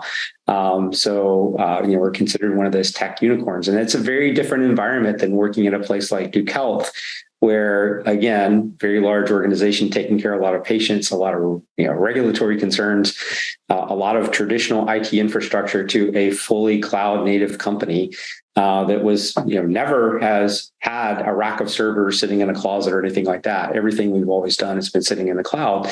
And again, a very software development oriented organization. We have to move and adapt with the market very quickly. We're deploying new versions of our software multiple times per week. Something very different again from what I experienced at Duke. So that was definitely an interesting transition to have to, kind of do a mind shift to, from a very slow moving organization to one that moves very quickly to adapt and take advantage of opportunities in the market. And the word agile comes to mind. Yeah, exactly. Today it's kind of a SaaS cloud-based software company. I would imagine too, and this is something that JJ and I frequently talk about, the intersection of security, software, and software development. You have the added factor of kind of mobile. Right? Your apps, are about measuring mobile. Not to go too much into Pindo, we don't have to do that. But you yourself are dealing with customers in the mobile world, which introduces, I would imagine, some unique considerations, especially given you came up through IT and probably had BYOD and dealt with all those issues. Now you're creating that software coming into those networks. Mm-hmm. Yeah, so it's interesting. So our platform, we started as a web-centric platform. So helping our customers instrument their web applications to understand user journeys through those applications. But over time, we realized that, hey, yes, mobile is part of that user journey as well. So Pendo actually acquired a company that had a complementary product at the time. This was roughly, I think it was 2018 or so. So it was actually before I arrived at Pendo, or shortly before. And, since we've actually kind of redeveloped that entire platform, but, essentially it's an SDK that gets embedded into our customers' applications that helps instrument those applications. So, the interesting aspect of that is, you kind of think about web applications and mobile applications and how they're different. Yeah, I mean, with a web application, it is a very dynamic thing. Again, we can deploy multiple versions of that in a day. With a mobile application, on the other hand, it is an app that gets built and deployed into an app store. And so the customers then, update from the app store. Maybe they update as new versions of that application become available. But in many cases, they don't, right? A lot of people actually don't turn on auto updates, right? So that application might live on their device many, weeks, months, years without ever actually being updated. So our software is going into those customer applications. If you think about our web application, our agent that goes into a web application, again, we can update that multiple times per week. In the mobile world, we have an SDK that is going to get embedded into that customer application. And we don't know when it's going to get updated. So, we do have to think about, while we have a lot of processes to try to prevent security vulnerabilities in our own product, if we do identify one in our agent, we can very quickly correct it, because all we have to do is deploy a new version. With those mobile SDKs, that's a little bit more of a difficult challenge, because those applications with that embedded SDK can live on a user device for a much longer period of time. So it definitely introduces some different sets of challenges where those updates are a lot more out of your control in the hands of a consumer that may or may not actually care about updating that application. I have a couple questions. Sure. Because you did come from a highly on-prem, heavy on-prem environment with a lot of biomedical devices. And it's not a small health system. So it was a large volume of stuff you were dealing with there. I think we made a joke about a wireless or an internet connected wheelchair at some point. And I think Chuck said, no, we actually have those. But I'm kind of curious, moving from that to someplace like Pendo that's, or any environment that's, cloud native and you don't have the on-prem infrastructure. As a CISO, what has been your transition? What's changed for you and your process in terms of how you create or update policies, the cadence with which that might happen, and maybe who's involved in that? What all have you seen shift or stay the same? Yeah, it's a very interesting question. I mean, I actually think in many ways it simplifies the world for me, because there are a lot of things that I had to worry about from an infrastructure perspective now that are just taken care of for me. All of our services live out in the cloud. So actually, I don't care where my end users are at. They could be sitting here at the office. They could be sitting at home. They could be sitting in a coffee shop or a hotel. I have to design with the assumption that my developers could be anywhere in the world, versus, that more infrastructure centric view of the world where, okay, yes, we're going to assume everybody is on-prem and they're working in an office or in a hospital room or operating room or something of that nature. So again, just kind of heading down the zero trust world route here a little bit, I guess, with this part of the discussion. But, from an architectural perspective, just to say, look, I'm not going to trust that, this network that the device is connected to, just because it comes from this particular network, I'm going to trust any of it. I'm going to base that trust more on the identity, the authorization and authentication process of the user connecting to the application that sits out in the cloud. And I might look at the device that it's coming from and say, okay, is this a managed device? Yes, that's part of the equation as well. But again, in that more traditional network infrastructure world, definitely, we had the part on the outside, soft and chewy on the inside, even though we had done a lot of work in terms of segmenting that network. As JJ, I know you worked on a couple of projects with us, so you know how complicated that network was and how difficult it was to at a network of that scale to actually manage segmentation in a meaningful way. Yeah, versus just, again, assuming that, look, I have applications deployed in a public cloud that are going to be connected to, basically through that internet connection that the person is connected to. So I'm not going to trust just because you're coming from a particular IP address. I'm going to trust more on the authentication, again, the MFA obviously for everything. And then in certain cases, again, looking at device trust, is this a managed device that the connection is coming from? So for me, it's made that zero trust aspect of things was just more of a natural motion for us. I mean, it's kind of how we built the enterprise. And when I look at a company again like Pendo that grew so quickly, we were able to do that because we didn't have to invest heavily in building all this infrastructure up front. Again, we were consuming cloud resources as we scaled. So we didn't have to go get, again, capital to build, big network infrastructure, racks of servers and things like that. We were just paying as our customer base grew.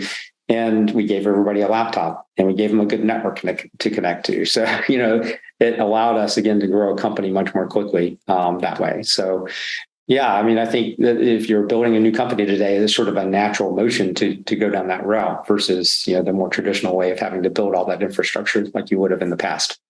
And Chuck, you mentioned,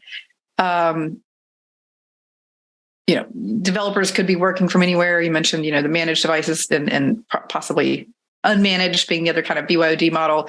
Not talking about, your current environment, but just your feelings as a CISO and throughout your history in working with organizations. How do you kind of weigh the pros and cons of BYOD models and whether you're going to let people access things from a personal device and to what degree and what things? What's your kind of like risk assessment for that look like? It really depends on the organization and the mission and the data, et cetera. I don't think there's a one size fits all answer to that. I do think you have to evaluate it in that context. But ultimately, yes, I mean, I think you have to look at it from the perspective of if you're going to allow BYOD, and there may be some cases where that's perfectly fine, being able to do some sort of posture assessment of the device to say, okay, yes, this device is at least patched reasonably well. It's not compromised. It's running, some sort of, antivirus or EDR agent or something of that nature. It meets our minimum security requirements to be connected to this application or to this network. I mean, I think that's sort of the basis for getting comfortable with a BYOD type approach. The reality is that you can't. I think it's very difficult for any organization most organizations these days, at least, to completely rule out things like connecting to email services from a personal phone. There's some things like that you might be a little bit more open to allowing versus connecting to a production database, again, from that personal device. So again, it's part of the risk assessment, looking at the data, looking at what might be appropriate on certain types of devices. But again, if you're going to do BYOD, I think doing an MDM on a BYOD device. I mean, that was actually something that we did at Duke, but it was an opt-in. And if you didn't opt into doing it, we limited you to what applications you could get access to. So yes, we allowed access to email, but we did not allow access to the clinical systems, without having the MDM application or the device enrolled in MDM, so that we could, again, do that deeper posture assessment. Yeah, that makes sense. I remember doing some work for the University of Colorado hospital system, and the security team in working with doctors. Doctors kind of had the ultimate power, right, in the organization, and some didn't like security and didn't want to do things the security way.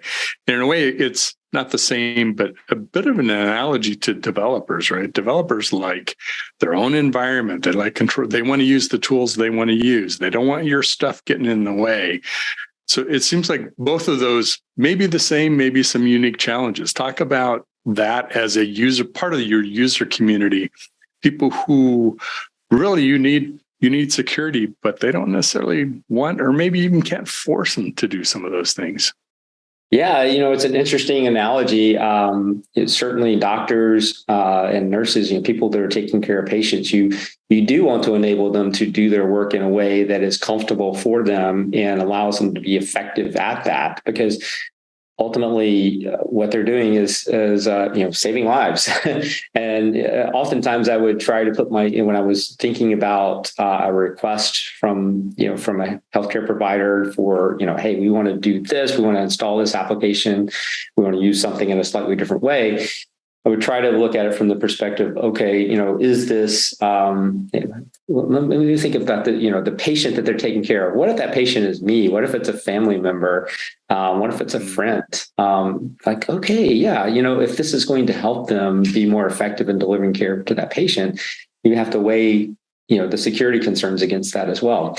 Obviously, we have compliance and regulatory issues that we have to deal with. So there's a lot that goes into that mix in a healthcare environment to making a determination. But you definitely have to listen to the people who are actually using the technology and understanding, look, is this going to affect them in a significantly negative way that is going to interrupt their workflows or make it more difficult for them to get their work done? I think a great analogy I can use for that is when we implemented multi-factor authentication at Duke Health, and we did this fairly, early in the grand scheme of things. We implemented it back in, I think it was 2015.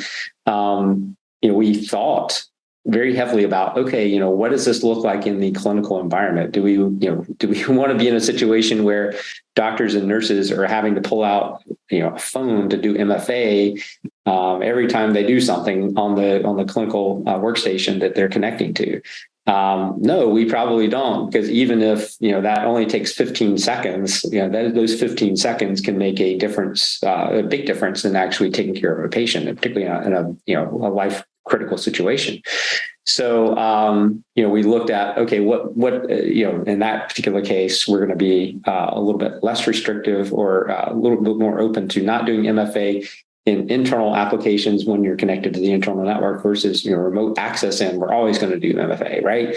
So those are the sorts of decisions that we went through there. Now, flipping that over to the developers, developers are creators. In many ways, doctors and nurses are creators as well, right? You're doing creative work to some degree. We like to think about it as science or engineering, but there's a lot of thought that has to go into the next step that you're going to take, and the right tool to get you to that next step is not necessarily always the tool that you currently have. Sometimes it's like, okay, there's something new coming that I want to take advantage of. I'll go ahead and bring in the AI part of the conversation now. So one of the hot things at the moment is using things like GitHub Copilot or ChatGPT to help you write code. So, okay, this can help you, this can, make you a more effective developer, right? And maybe it eventually puts you out of a job. There's that too. But there's no denying the fact that it can help someone create code more quickly. Now, theoretically, you're not just taking that code and tossing it in. Usually, the developer's actually doing some work. But we want to be able to find a way to make it so that they can do those things in a safe manner. So we do want to put some guardrails up and help them understand what are the safe ways to use these new tools. So, but we want to know about them, and we want to be able to have a conversation about them. We don't want them to just kind of run off and do something without us knowing about it. But one of the reasons why people run off and do something without telling you about it is that you've told them no too many times, right? So you want to build relationships with them, and I think that's very key in working with the developers anywhere. Certainly here at Pendo, we've invested a lot in building those relationships so they understand. Look, we're not here just to tell you no. We're here to help you find a way to get something done. So let's talk about what you're trying to accomplish. Let's talk about the risks that might be associated with that. Let's see if those risks are reasonable for the business value that we're going to get out of this, and what we can do to mitigate those risks. So I've always found that if we try to go into the conversations in a constructive fashion versus just taking these stance up front that we're going to tell you no, we're going to tell you no, 5 times until you go away, but instead say, okay, we hear you. We want to talk about some risks and some ways that we can do this safely. I usually find that people are a little bit more engaged in those conversations at that point if we don't have that history of being the Department of No. So Chuck, Mitch and I always like to ask the "What's bugging you" question, and I especially think it's funny with you because you're always such a upbeat. You always have such an upbeat, happy demeanor. Like I never have heard you complain about anything, and I've never heard you really rant on anything. So I'm interested to let Mitch wind you up on developers using AI and just see what happens here. Well, yeah, I mean, maybe I don't know if that's what's bugging you, or you have privacy issues, just like different, but a lot of them that you had in the medical field. You're helping people track customer journeys, talk about privacy information. What kind of things keep you up at night? What's bugging you?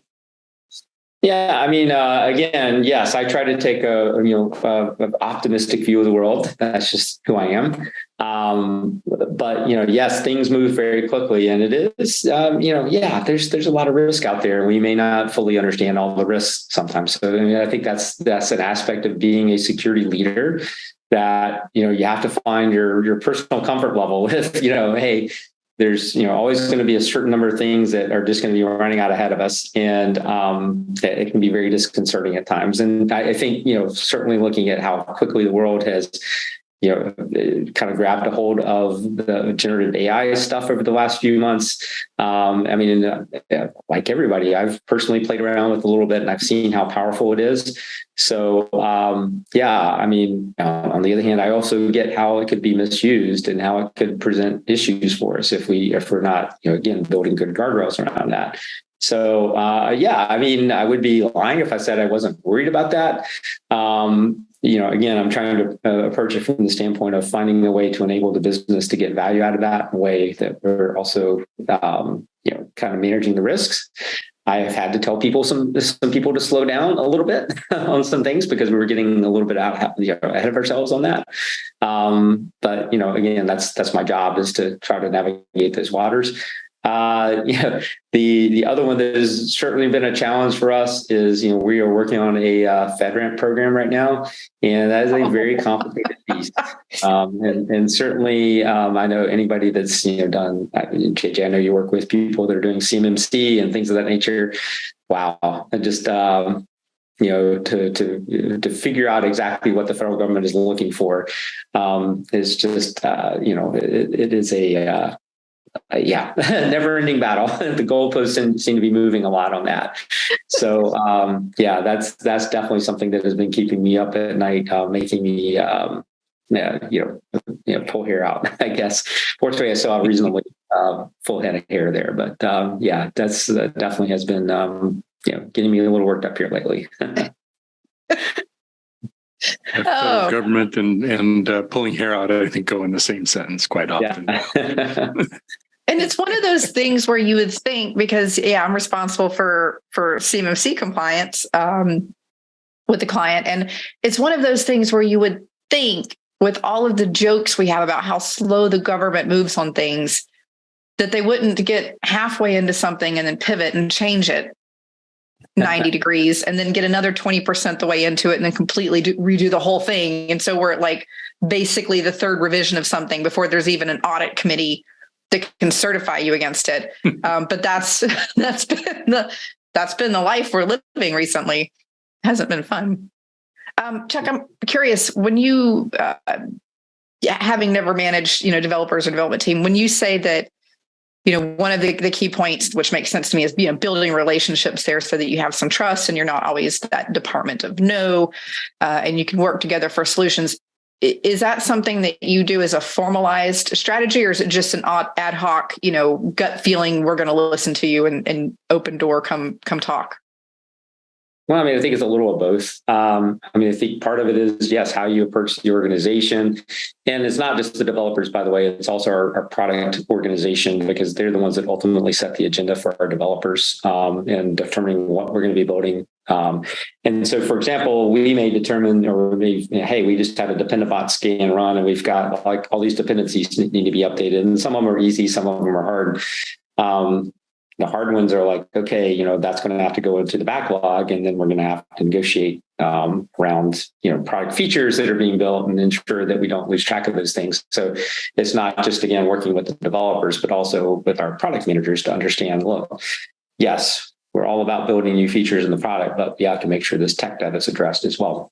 So, yes, part of it is just being accessible, being connected, whether it's, I'm actually in the office here right now, but, also we're a very Slack-based organization. So lots of conversations happen there. I have kind of a love-hate relationship with that because I think it's amazing how quickly we can connect and discuss something.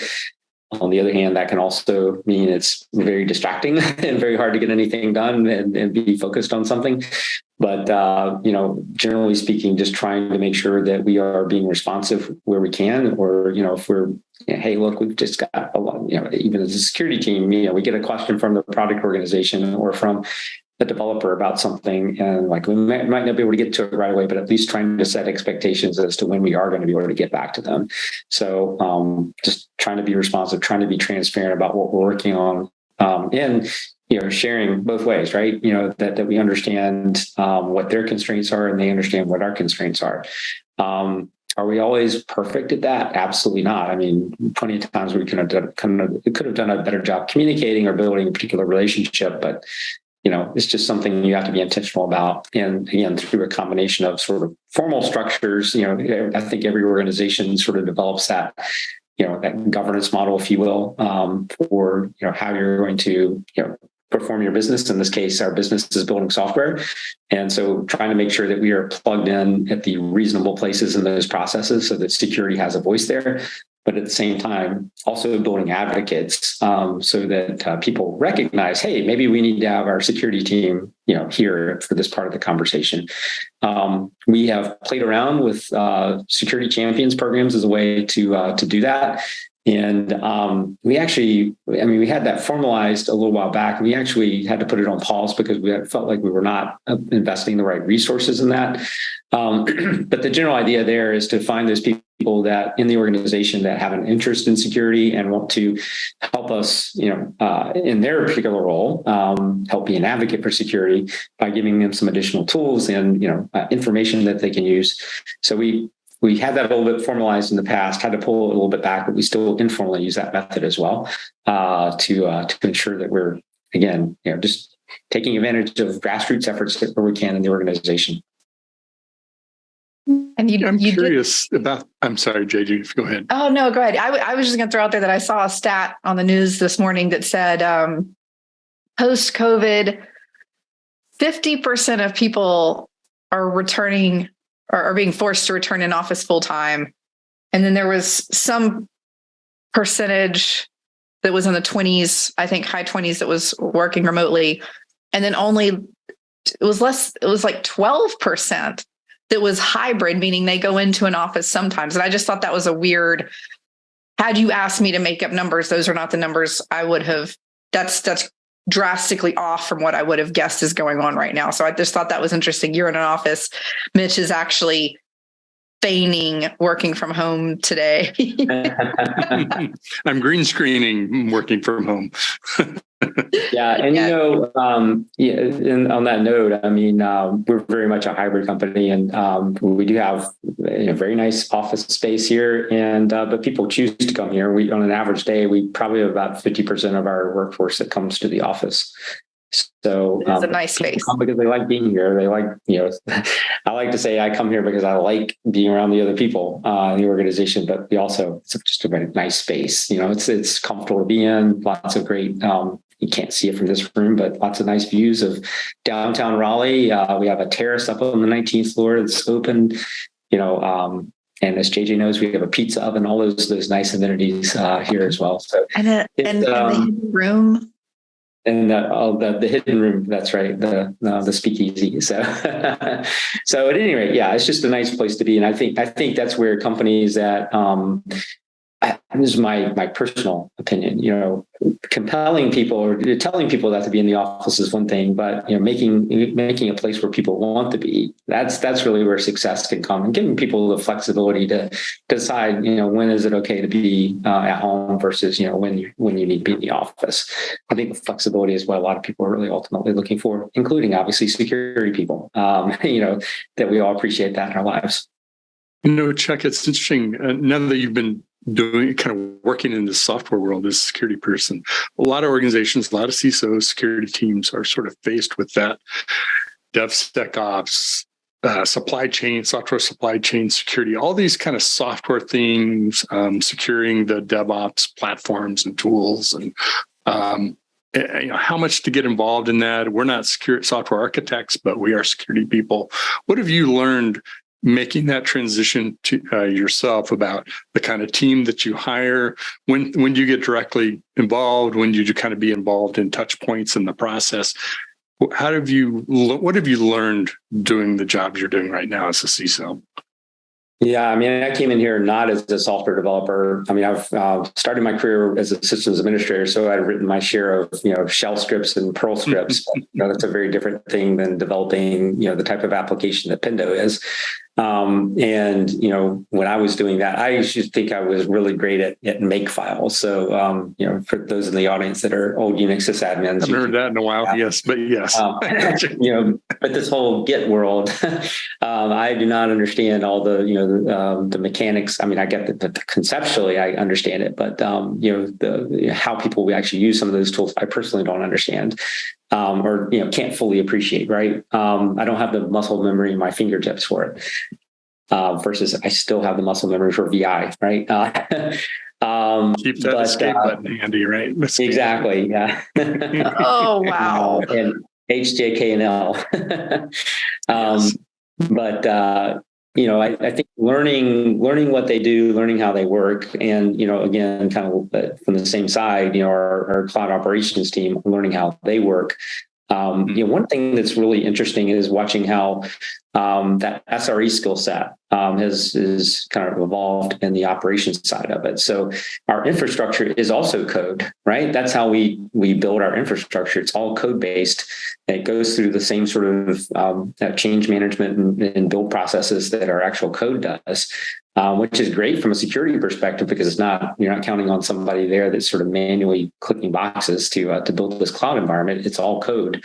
So you can scan it. You can make sure it's gone through change management. You have all the audit logs, tests, et cetera, through that same sort of build process. So, as a security person, understanding those things has been important, but also hiring people that if they don't necessarily have those skill sets themselves, they want to learn those things. And I think that's actually one thing as security professionals is we always have to be learning. And that, those that want to go learn these new things, they absolutely can. And that's a great, one of the great things about being in a place like Pendo is that, yes, there's lots of opportunity to go learn, these cutting edge new ways of doing things. So that's actually one of the things I'm seeing that's different in the security operations team, for example. In security operations, I have 3 teams, by the way. I have security operations, a product security team, and a compliance team. So security operations in the past, which would have been very focused on more traditional, just looking at a SIM and kind of reacting to alerts and things like that. A lot more so, we're now actually developing our own code. We're actually building tools. We're automating things. So it's a slightly different approach, and more like that SRE in the ops world. So I think that's where our skill sets in security are evolving in that exact same direction.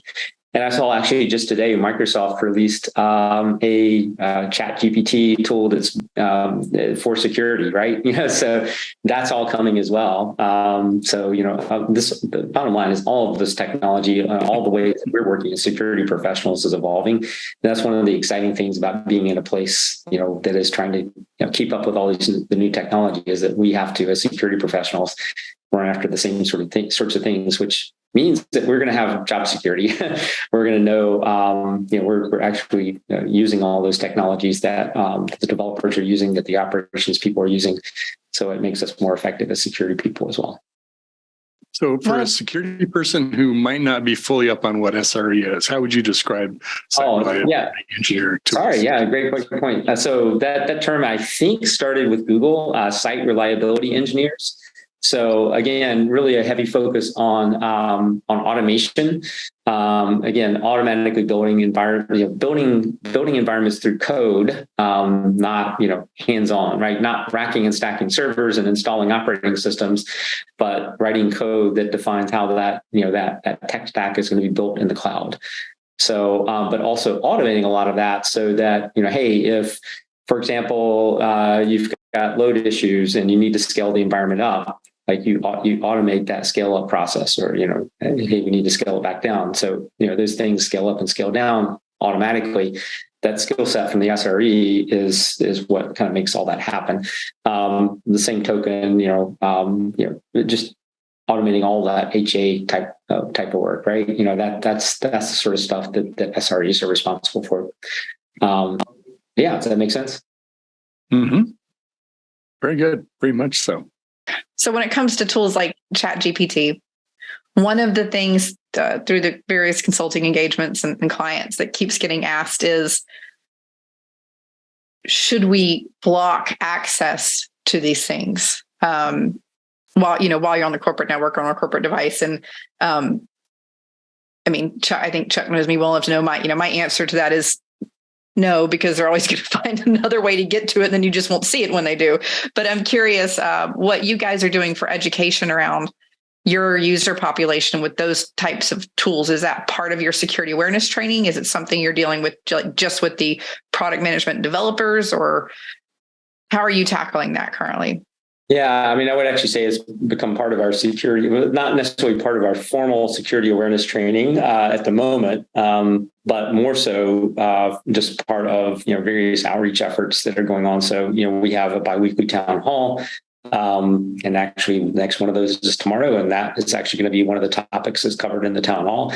We've covered it as a topic in some of our engineering town halls as well in the past, just to help people understand, look, there's a process that we have to go through to vet these tools from a security, privacy, and legal perspective. And we understand that people are going to be interested in using those tools, and they have some, safe use cases for them that don't involve sending proprietary information or customer data.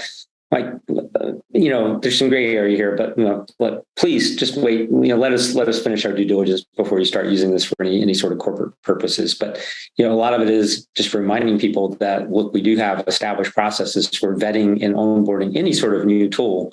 So it's not not something different than we would be doing for anything else. It just happens to be very very newsworthy right now because everybody's talking about it. So I'm going to dig a little further into that, just playing devil's advocate. So when you have something that's that accessible and is basically a browser interaction and experience, how do you train? What kind of education are you doing to explain to people that is a tool?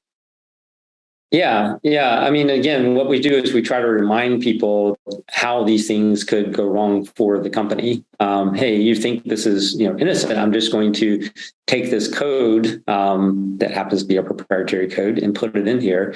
But in doing so, you might be creating a legal liability for the company because you've taken something that is proprietary information, given it to a unvetted vendor.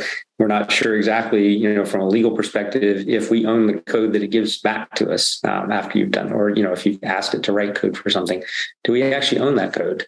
So it's reminding people those sorts of complications exist. Do people hear those things? Hopefully, but, we also are realistic enough to know that not everybody is going to fully appreciate those things, but, we just do what we can in trying to, continuously talk about that and ensure that people know that we are, understand that there is an important business value to be achieved with these tools, and that we are working on finding ways to use them in an appropriate fashion for the company. And in the meantime, just asking, please slow down just a little bit while we work through this. I have something that I've learned that's just in last couple of days to help people understand some of the risks is just ask ChatGPT to write your own bio. So write a bio for Mitchell Ashley, and you'll see that, yes, some of it's right. Some of it is, I was CISO at whatever. I'm like, I never worked at that company. So you realize that, there are some things that it's good at, but it also, while it all sounds truthful, it isn't necessarily accurate or truthful. But some of it is. So it's still early to have a high level of trust in some of the output. Right. I wrote a chat. I write a monthly post with Packet Pushers, like an Ask Me Anything column. And one of the questions was, they told me my book was too long. Can they just learn wireless security from ChatGPT? So I said that. I don't know. So I went on to ChatGPT and typed a few basic questions, and the answers were, so then I scored them like with 1 to 5 stars.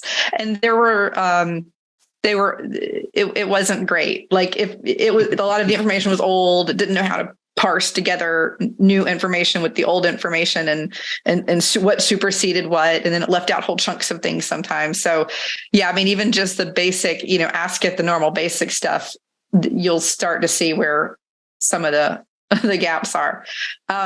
If I can, because we're going to be coming right up on RSA, and Chuck, we talked to Britta and Casey recently, and got the dish on some of the stuff happening. So I'm curious, because I think you are going to make it there this year. That's my plan. Yeah. Is there anything specific you're looking forward to? Wow. Actually, outside of the amazing technology and operations track, which I'm lucky enough to be part of the program committee for, and I think we have a lot of great sessions. I mean, I think the main thing I'm looking for or excited about is just the opportunity to see people network in person again, see some folks I haven't seen in a few years. Last time I was at RSA was February of 2020. So obviously right before the pandemic. And not a lot of, in-person contact with a lot of, colleagues from outside the local areas. Seen my, colleagues here in the Raleigh area a lot more frequently than that. But yeah, just looking forward to reconnecting with the larger community and seeing what cool new things are out there these days. What did you say, Mitch? 40,000 of our closest friends. Closest friends, all together in one conference. And me being a huge introvert, like that's just frightening, but also, okay, it's kind of cool. You do miss it to some degree as well. Aren't we all insecure? Yeah, I think most of us are introverts, I guess, right? We just pretend to be extroverts when we have to. Yeah. Well, that's the thing is we can be social. We just choose not to. Exactly. Left to our own devices will not be, but that's right. Well, Chuck, It's been fascinating and we appreciate your time. Unfortunately, we're running out of time here. We could go on for another hour and a half. It's been very cool that you've had this journey from kind of IT operations sysadmin through being a leader into a CISO role, into a CISO in a software company. And I think a lot of people can learn from what you shared with us today. So as always, JJ brings that perspective too of understanding, what we know today and what we're going to have to learn for tomorrow as a security professional. And it's interesting to hear both of you talk about it as well. So thank you for joining us, JJ. Thank you for being a fantastic partner in crime here on CISO Talk. And it's been fun, and we look forward to having you back. We need you on some more panels, Chuck. Happy to do it anytime. Thank you. Okay. You heard it. I just heard a commitment there, so we're good. All right. JJ, any parting thoughts? No, just excited about this reboot and excited to get to see Chuck and all of our future guests. And thanks everybody for watching or listening. Fantastic. Well, check us out on techstrong.tv. That's where we show up in video form. You can also check us out at CISOTalkPodcast.com, as well as on your favorite podcasting platforms. Lots of great ways to listen and watch. So we thank you, everybody, for joining us today. And thanks to Chuck for being with us on behalf of JJ and myself. We'll see you on our next episode.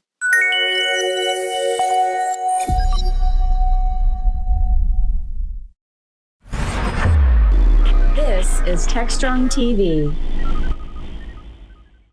Well, the great pleasure of being joined by Chris Menier. Chris is president of VIA AI Ops. Excuse me. Welcome, Chris. Thanks, Mitch. Really happy to be here. Happy to have you here. It's a great topic, great area for us to be discussing. I want to first give you a chance to introduce yourself and tell us a little bit about the company. Yeah, absolutely. Thank you. Yeah, so my name is Chris Menier. I'm the president of VIA AI Ops here at Vitria.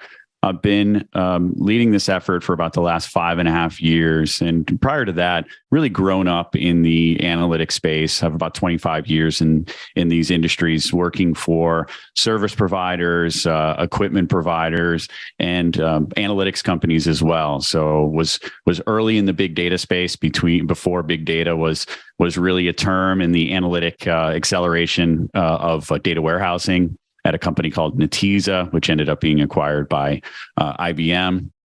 After that, I led product and marketing, and then eventually the group CTO at a company called Guavus, which was another acquisition by a large conglomerate, Thales, who was looking at network analytics across various data centers. And, I dabble in it from a technology perspective as much as I can, and, have some patents behind some of the work that we've done as well. So I really like to get into the space. It's sort of my hobby and my profession at the same time. Fantastic. Well, tell us a little bit more about Vitria and VIA AI Ops specifically. Yeah, absolutely. So Vitria has been around for a bit. It's about 25-year-old plus company. And we grew up always supporting this model-driven computing paradigm and sort of pointing that at the problem of the day. So this, when the company was founded, it was really back on how do I get my legacy infrastructure on the internet effectively? So if you think about, just legacy companies that wanted to get into e-commerce and things. So it was a lot of business process automation. And so we had a very successful product offering called Businessware, which is still actually deployed in a bunch of companies around the world. The success of that led us to get very good at just handling data. So whether it was big data technologies, high volume data, messy data that came in out of order and all that other good stuff, we just got really good at bringing data in, normalizing it, processing it for workflow. And so when I joined the company about 5 years ago or so, there was an emerging space in this AI ops space, and there was a problem to be solved there. And the problem that we wanted to solve was in these large, complex network environments where the service delivery is dynamic. And some of the problems we had there were not just the basic data volume problems, but you had faults with performance data, with a lot of change that was all coming together that caused service disruption. And so we've pointed our technology at that for the last 5 or 6 years, and we've had some great success in some of the largest complex service delivery environments in the world. I have always had respect for network operations organizations, but it's grown so much more now. It feels like you have to be a fighter pilot to be in ops because you either watch everything that's going on in the cockpit or you look at the heads-up display to tell you what to do next and where you're headed. But you've got to have all that other sensory data available to you to then kind of dig into, triage, respond to, which of course is a data challenge. It's an automation challenge, process challenge. So you can both respond human and wise and automated, and then we can apply things like AI to it. Love to hear your philosophy on this, because given your background wasn't just in network operations, you're bringing the data, the automation, of course, AI and the platform kind of approach to it as well. How do you think about solving this problem? So the first thing is we try to keep the service experience in mind, and more importantly, the customer in mind at all times. So we see things through the lens of the customer, the consumer of the application or the consumer of the service. Yes, I understand we can get a little bit esoteric and pedantic about what the consumer is. Sometimes it's another service. I get that, but let's take some simple ones. If I'm a large enterprise, my end user might be my employee, and that employee needs to have VPN service so they can sort of do their job and work from home. If I'm a communication service provider, obviously it's the person on the other side of the smartphone who is the consumer of this. First and foremost, what we want to do is eliminate the customer from being the canary. We need to help our customers get ahead of those service disruption issues, so the customers aren't calling into customer care saying, I can't get on such and such, I can't execute such and such. So our job, if we think about it really simply, is to get ahead of that. And so first things first, and I'll expand on your pilot analogy, your cockpit analogy a little bit here, and to say that to be a little confrontational, we are the anti-single pane of glass company as well, because the problems that we see today are outpacing human scale. And you mentioned that on the data side of it. So it no longer works that we have these fixed service delivery ecosystems. They're dynamic. It no longer works to have everything on a single screen and think, well, if I just take all of my element management and my telemetry systems and my APM tools, and I put all their red dots on a single screen, I, as a human, am going to be able to consume and triage that. It just doesn't work anymore. And so what we think about is really taking in that variety across the total ecosystem of fault and performance and change data.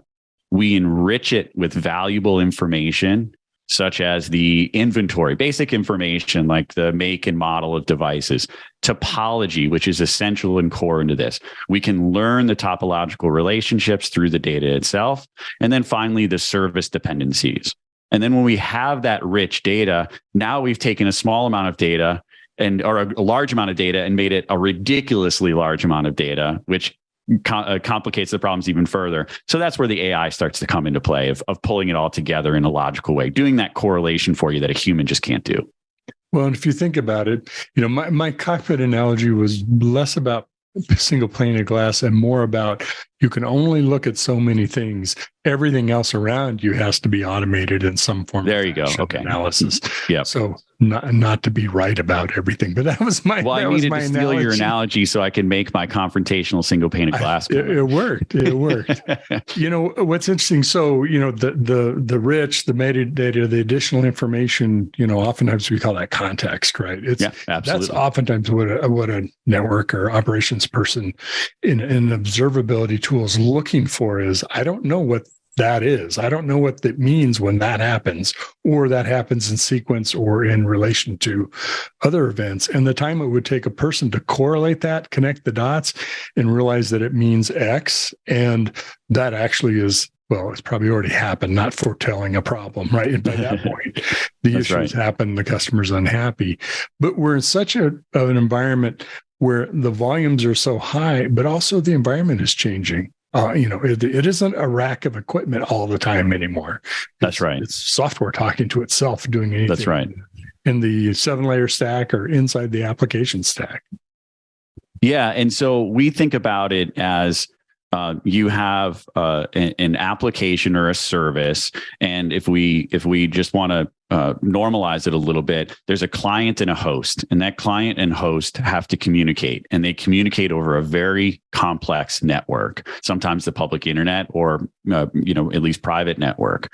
And that application or service is residing on some virtual infrastructure. And that virtual infrastructure is underpinned by a physical infrastructure. And as we know, it's dynamically changing. Where is my microservice running in what VM? My container was ejected and brought back to life. Now my whole service dependency and service topology has changed.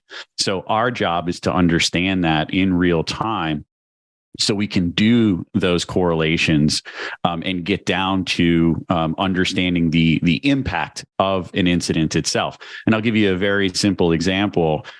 In the network, and not to keep coming back to the network side. I mean, we play across enterprises, but these are sometimes just easy examples for us to consume.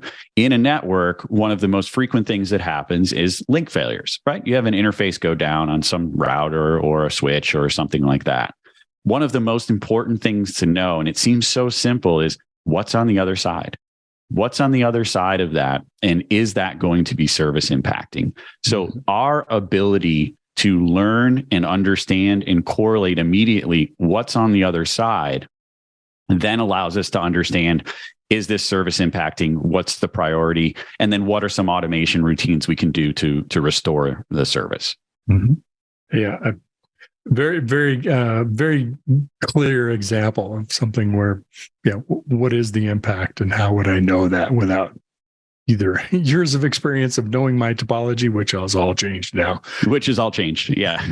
Well, and I like your comment about microservices because I think for security, for network, that's brought in a whole new dimension of, the application isn't just surrounded by, a bunch of software hardened and then a few interfaces in and out. Microservices, its APIs talking to itself all over inside Absolutely. Containers, all organized by orchestration like Kubernetes or whatever. It's sort of its own little network, either within or across wherever that all the pieces of that application live. That's a hard thing to get your head around because Kubernetes is spinning things up and clusters are growing, spinning up new microservices, instances of the same service. They may not be there by the time you look at the incident that's occurred. Humans can't follow it that quickly. It's just not possible. No, it's not. And there is value, obviously, in institutional knowledge of the services that you're operating. So a couple things on your comment there is, one, we understand that institutional knowledge is important, but it only goes so far. So we like the concept of AI plus HI, artificial intelligence plus human intelligence, is going to be greater than artificial intelligence by itself. Right. So we allow that institutional knowledge to basically be injected into our process flow and our analytics to apply some best practices and some policies and some labeling, if you will, of what's going on. I sort of laugh at our industry because we subscribe to magic. Like, we love magical thinking. Whenever there's AI in there, people have this magical thinking. And so when I see companies who are out promoting no configuration required, no policy required, no rules, no anything, it just works, I sort of chuckle and think, okay, there's that magical thinking in our industry again, because we're really missing an opportunity if we're not applying that institutional knowledge.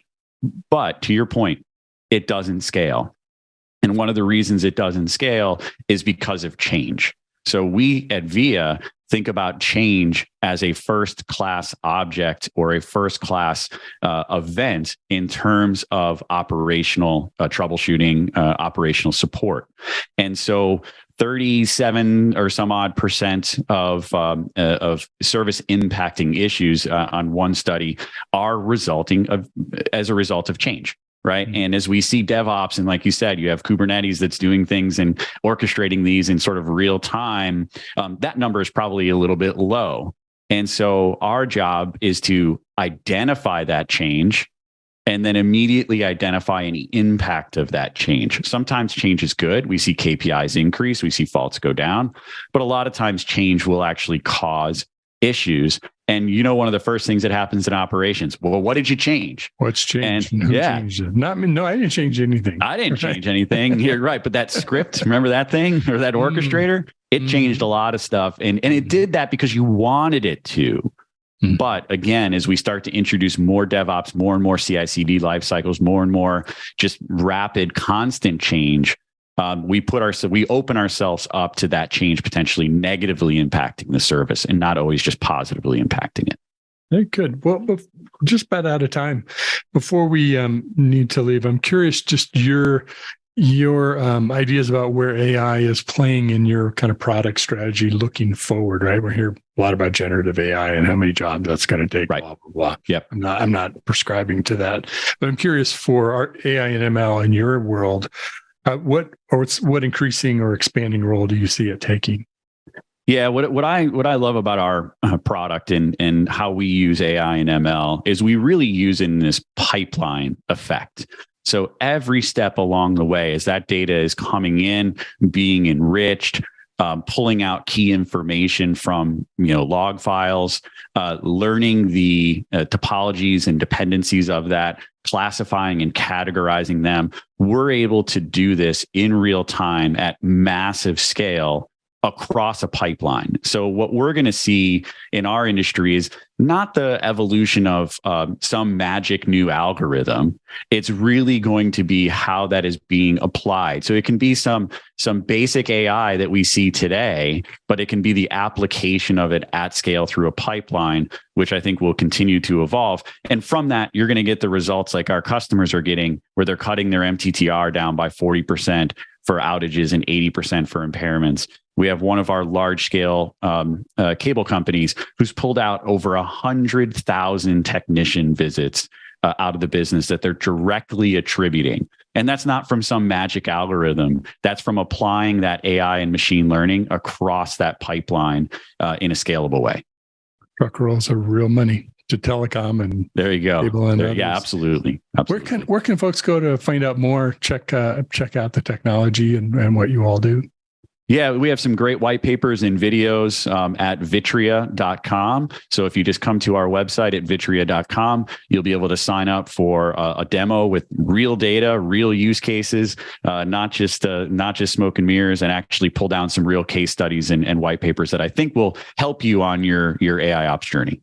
Yeah, there's a great demo on the Vitria, on the VIA AI Ops page. Definitely check that out, talking about optimizing service assurance. So, well, thanks, Chris. It's been a pleasure having you on. I hope you come back again and tell us more about what's happening. We'll try to get into the same city. We're on the same coast this time. Maybe there you go. We'll connect another way. It's been a pleasure talking to you, Chris Menier, who is president of VIA AI Ops at Vitria Technology. Thanks, Chris. Thank you. Thanks, Mitch.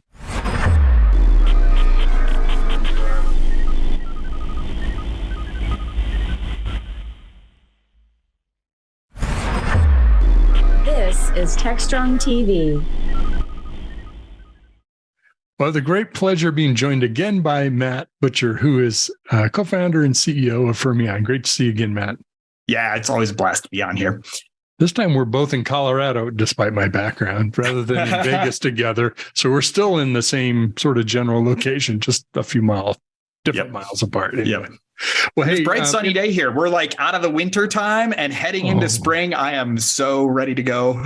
Yeah. They're talking the temperatures for next week. And I was late getting on this because I was out talking with my wife about all of the spring things we're going to do, summer things we're going to do in the yard. And but anyway, make the flowers grow, make the bushes look pretty again. Exactly. Hey, so for folks that don't know you, why don't you introduce yourself? Tell us a little bit about Fermyon.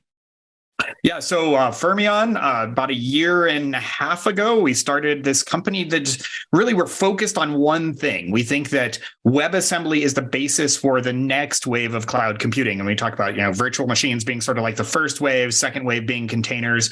And we think that WebAssembly has a lot to offer as this kind of third class of computing runtime. So we build some developer tools, open source tools like Spin, and we host our own cloud that is a WebAssembly oriented cloud. At about a year and a half in, we are really excited because just a couple of weeks ago, we released 1.0 of our Spin project. And it's the community uptake on this has been just extraordinary. And now we're starting to kind of see some use cases bubble up into production. And it's, as a new startup, the most exciting thing is to see your idea sort of resonate with other people, and then to see those people come back and say, hey, look at the stuff we built with your technology, and go, wow, I never even considered that to be one of the things you could do. It's really exciting. Well, that's the, have a great idea, but we got to prove it's actually something people want and that they'll pay for, right? And once you've sort of got that formula going, you've got something to build on, which sounds like you're doing really well at. So that's great. Yeah. We talked about releasing Spin. So tell people what Spin is. So Spin is a developer-oriented tool for building serverless applications in WebAssembly. So, and I suppose I should remind folks, so WebAssembly was originally this format that was written for the web browser. It was a binary format. If you've been around as long as I have, you can compare this to things like, there were Java applets, Then there were, ActiveX components and Silverlight, and this sort of like parade of technologies that came along that wanted to really augment the browser and the browser technologies by, providing support for different programming languages and richer elements there. WebAssembly was kind of like a twist on that, and it came out of Mozilla and was then became part of W3C. So it's standardized the same way HTML and CSS are. But the idea behind it was we should just build a runtime target that avoids the two pitfalls we saw with everything from applets to Flash, right? Number one, shouldn't be proprietary. Number two, we shouldn't require people to learn new programming languages in order to write in this environment. So they built really a compilation target that can execute inside of the web browser, and that you can compile any language from C and Rust now on into Python and JavaScript and Ruby and so on, and execute them inside the browser sort of side by side with JavaScript. And then so we at Fermyon, we saw this technology, and we were working in cloud, in particular, trying to figure out how to get startup times for services to be sort of ultra fast and yet still have a really strong security sandboxing layer. We were looking for kind of like if virtual machines are kind of the heavyweight class and containers are sort of the middleweight class, we were looking for the lightweight, svelte, super fast cloud runtime. And as we looked, we went, well, this browser technology looks really promising. And so we began experimenting with taking that WebAssembly runtime and executing it in the cloud. That was how Fermyon was born. And now, a year and some into it, we've gotten to this point where we've started to build a set of tools. So Spin, coming back to your question, right? Spin 1.0, which we just released a couple of weeks ago, is the kind of first mature version now, production ready version of this developer tool. And the goal of the developer tool was to make it really, really easy to build this kind of third class of cloud application, a serverless function compiled to WebAssembly. And we really kind of set out to say, can we enable developers to do this in just a minute or two? So our kind of core user story has always been, as a developer, I can go from a blinking cursor to a deployed application in 66 seconds. And Spin is that tool that does that. So we're really excited to have the 1.0 version launch, because that was our signal to everybody. Look, we've got it in the shape where it's ready to build production grade workloads. We've got it in the shape where we're confident that the APIs aren't going to go through major breaking changes, that the utility is cut and dried, right? That you can rely on this to function this way from now on until version 2.0 comes out at some point. So this is a really exciting milestone for us. That's exciting, very exciting. I'm part of Techstrong research, and we're doing a lot of work on Edge, right? And of course, WebAssembly. I think maybe first was even think of WebAssembly primarily at the edge, which of course it can be, but it really can be anywhere. But I think that's really the point, is you can do WebAssembly in lots of environments, lots of use cases. Yes, it's really great. Sure, you could do it in a sort of a browser extension idea all the way to full-blown applications, often to, some edge compute area or part of your kind of main cloud. It can be really used anywhere. Yeah. And that's a big part of our long-term vision, and I think the long-term vision of the WebAssembly community as a whole. For us, when we approached it, I came from a Kubernetes background, did a lot of Kubernetes work. Before that, did OpenStack. So I've been kind of deeply steeped in the open source cloud communities for quite a while now. But at some point, I started to look at this and say, so we've built this notion that distributed computing happens in a data center. And then we built the Kubernetes and said, okay, well, this is the environment in which the distributed computing works. And then along comes Edge, and both the near and far edge varieties, right? You've got the near edge versions like 5G towers, and you've got the kind of far edge versions like Cloudflare and Fastly, and then you've got everything in between. Your mobile phone and the data center. You've just got places where you can do compute along there. And that was about the time that we started looking at cloud computing and saying, well, if we insist that the cluster is a data center thing and the distributed computing happens in the data center, then we're effectively rolling out being able to do useful things with near far edge IoT and mobile devices and our laptops, right? They're just portals to the cloud, but that's not really the way we want it to go, right? Like you said, if you've got a binary format that suddenly can be moved between these different compute units, then you can start orchestrating a system where the cluster includes includes the data center. So you almost invert that relationship between data center and cluster, but also comes out and starts to work with edge computing and all the way on to kind of mobile devices. So I think this is, as an industry, the WebAssembly, all the WebAssembly visionary type people keep saying the same thing, right? We've got a binary format that actually can run anywhere. If we build the specifications correctly, we're going to be able to build sort of not just the next wave of cloud computing, but really the next wave of distributed computing, right? Next wave of distributed applications. That's really exciting. And I think we're probably still a couple of years from that, but these are the steps we're seeing that we're taking today are the steps that are going to pave that road. Let me ask you, this may be like way off track, or maybe it is in line. One of the things I was curious about it from our last conversation, would WebAssembly be something that potentially could take over as the platform for mobile devices, whether it's a smartphone or any kind of IoT or smart device where you're running applications? I mean, why build to one, Android standard, if you will, when you can literally build in a WebAssembly environment, run that on Android or anything else? Is that a realistic path, or people saying, no, let's solve something else? I mean, that's an interesting one because you've got essentially two players in that field who really control the APIs, but they're both looking at WebAssembly, and they both support WebAssembly. I think if you look at IoT and the direction IoT is going, you see hints that it's going to push its way toward the mobile device from both directions, right? So, I believe at this point, Amazon Prime, Disney Plus, and BBC have all said publicly that their players are written in WebAssembly. And the reason why is because I think it was the BBC article where they said they support something like 9,000 SKUs. When you include all the different TVs it runs on, the Rokus, the Apple TV devices, all of that stuff, you have somewhere around 9,000. You don't want to have one code base that you have to rebuild 9,000 times. And so, the way they articulated it is, can we build sort of a thin little shim layer that interfaces directly with the hardware and has a WebAssembly runtime, and then build the player once and run it on all those devices? It's a great story, and even greater because it's in production across your TV, my TV, and everybody else's TV, right? So there's that kind of pressure moving from the IoT space toward mobile devices. And then, of course, with server-side applications and browser-side applications, there's pressure coming from that side as well. And, Apple, who's sort of notoriously picky about what kinds of runtimes they allow, is very open about web. That before. Never, right? Adobe, They've been very open about WebAssembly, though. So, I think the momentum is building, and I wouldn't be surprised at all if WebAssembly sort of reaches that kind of ubiquity, simply because it's a great tool for the job and it simplifies the lives of hardware and software developers alike, right? And it's not Flash, so we don't have to worry about that. I've written enough technology from that. I've written enough technology that I can no longer cast stones anymore. Oh, okay, this is true. Yeah, it should be. That's a wise approach, actually. Well, hey, so you've got some great new news. So what new things can you tell us about?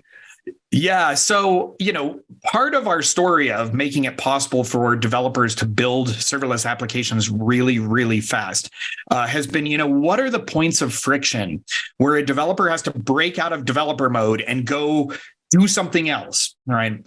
And, this is why we started tooling for multiple compiler tool chains and all the kind of baseline features that were in Spin. But we hit one where we said, as a developer, one of the more frustrating things is when I need to start, storing data, persisting data, right? A very common task for software. And the first thing I have to do is stop coding and go find a data storage engine and download it, install it, configure it, start it up. And then after, the 8 to 12 steps of configuration, I can start using it in my application. And we said, okay, that's a friction point and a frustrating one at that.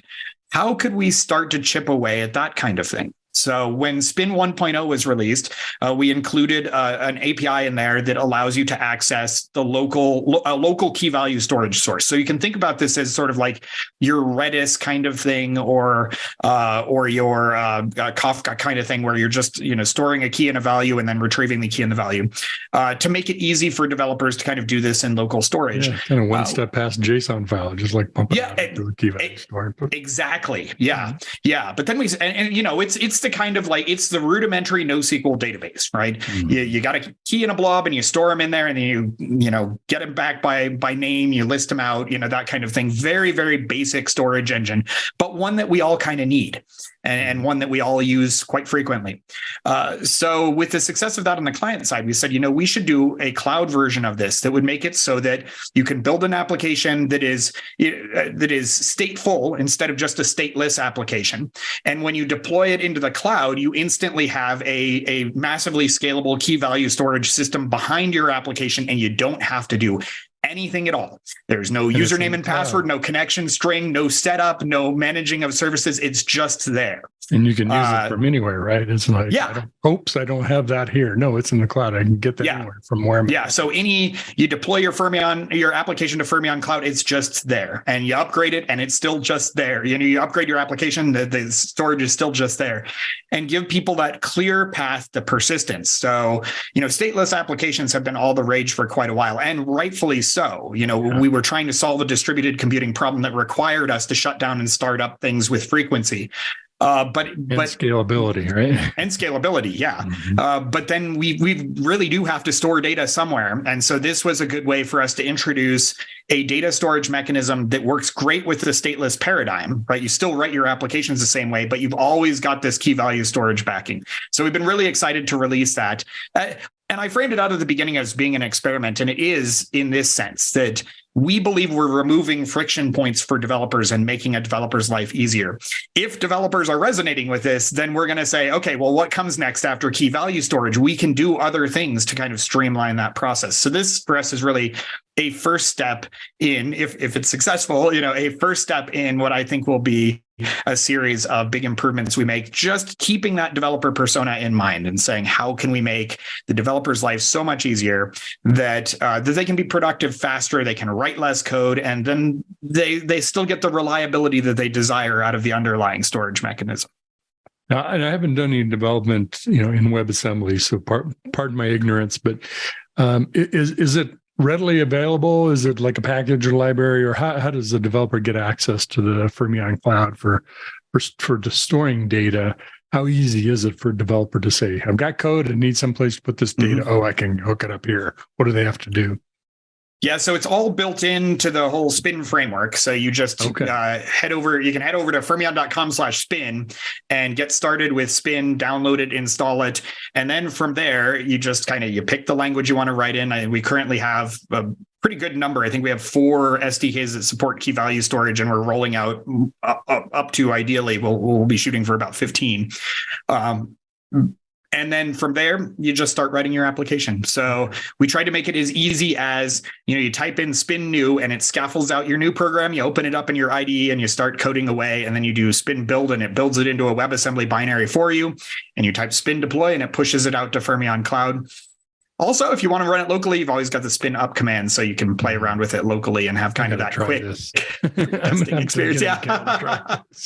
We've also recently, when WebAssembly first came out, the idea of building one compile target for lots of languages, that's an ambitious goal. And they started with C, which, if you're going to do one language in the universe, C is a really good language to support, and went from there to being able to support C++ and Rust and then Go and a host of kind of like the lower level system languages.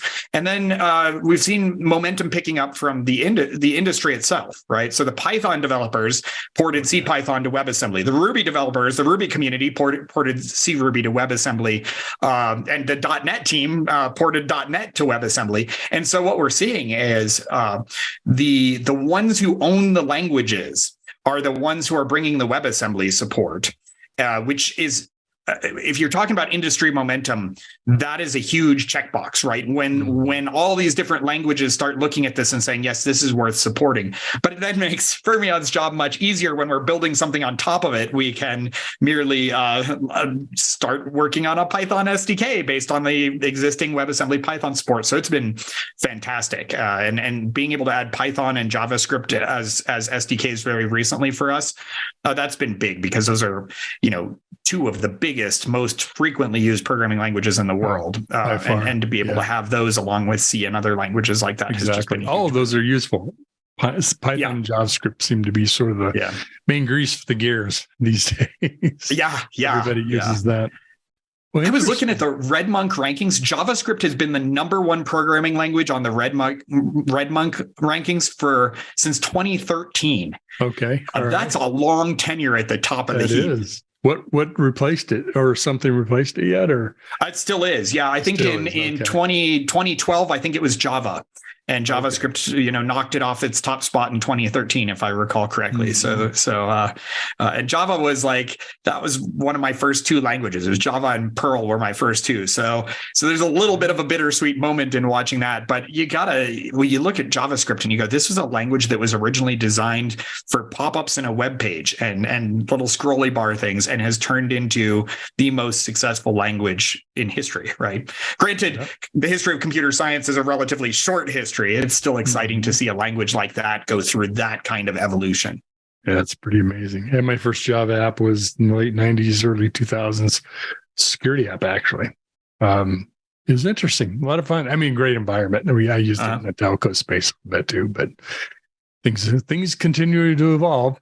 Well, so folks can check out Spin and the persistent data store at your website, correct? Mm-hmm. Yep. The fermion.com/spin is probably the easiest place to go to get started. And it'll walk you through the whole process of creating a cloud account when you're ready, but you can just get started locally developing and playing around with this stuff. All right. Excellent. Well, it was great talking with you again, Matt. Matt, CEO with Fermion in Colorado, Colorado. That's right. Company. Not a bad thing where I am too. And always good to see you, Matt. We look forward to our next conversation. Thanks again. You bet.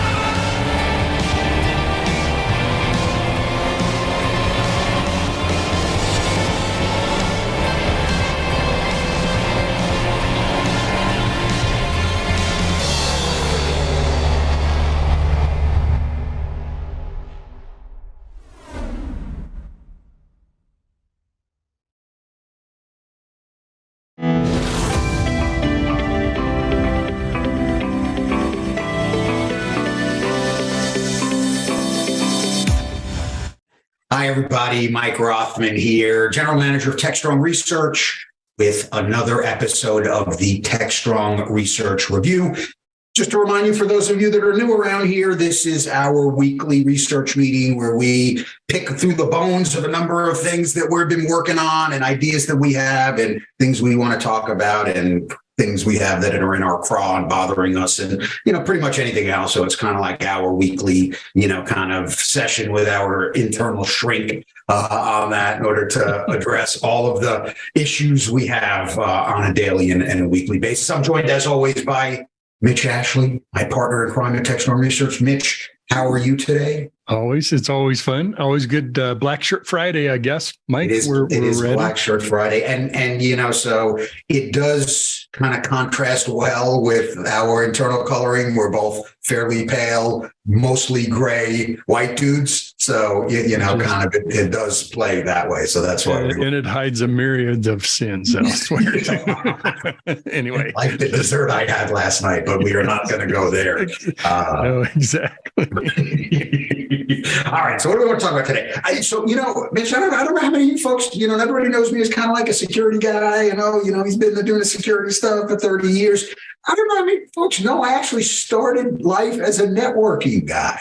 Right. I didn't know that. Yeah, doing like thick net, kind of following this stuff across the floor and, early network hubs and, kind of very early on before I ever got pulled into security, I did, a whole mess of networking, early on local area networking. And it's interesting because as we've kind of made this transition to cloud native infrastructure, to, DevOps, to all these modern application architectures, we don't really talk about the network anymore, right? Hey, it's something that we just clickety click, right? With software defined network, we're kind of programming it, where infrastructure is coding it, and therefore we don't have to think about it anymore until you do, right? So one of the things I thought would be interesting, and we were just discussing this and kind of before we got going, is, really where does networking fit into this kind of structure? I'm an old network monitoring guy, and, where does these things fit in, and anomaly detection and some of these other, kind of technologies that fit into a broader, kind of networking and monitoring concept. How do they start to play in with the observability piece of it, right? Organizationally, how does this shake out? Because you have a lot of these application groups that are really more affiliated with the business than anything else now, taking responsibility for the entire stack. So how does networking stuff happen in that case? I mean, they certainly don't have an Excel spreadsheet, right, with all the IP addressing, kind of structure in there to make sure that you don't have overlapping, things in there as you're trying to, they probably aren't too familiar with transit networking architectures or, some of these other mechanisms. So where does the network fit now that we're kind of, again, not even moving, we're moved into this new world. And I think a lot of the folks that came up through the ranks, of kind of making stuff, connect to, other stuff. Where do they go moving forward?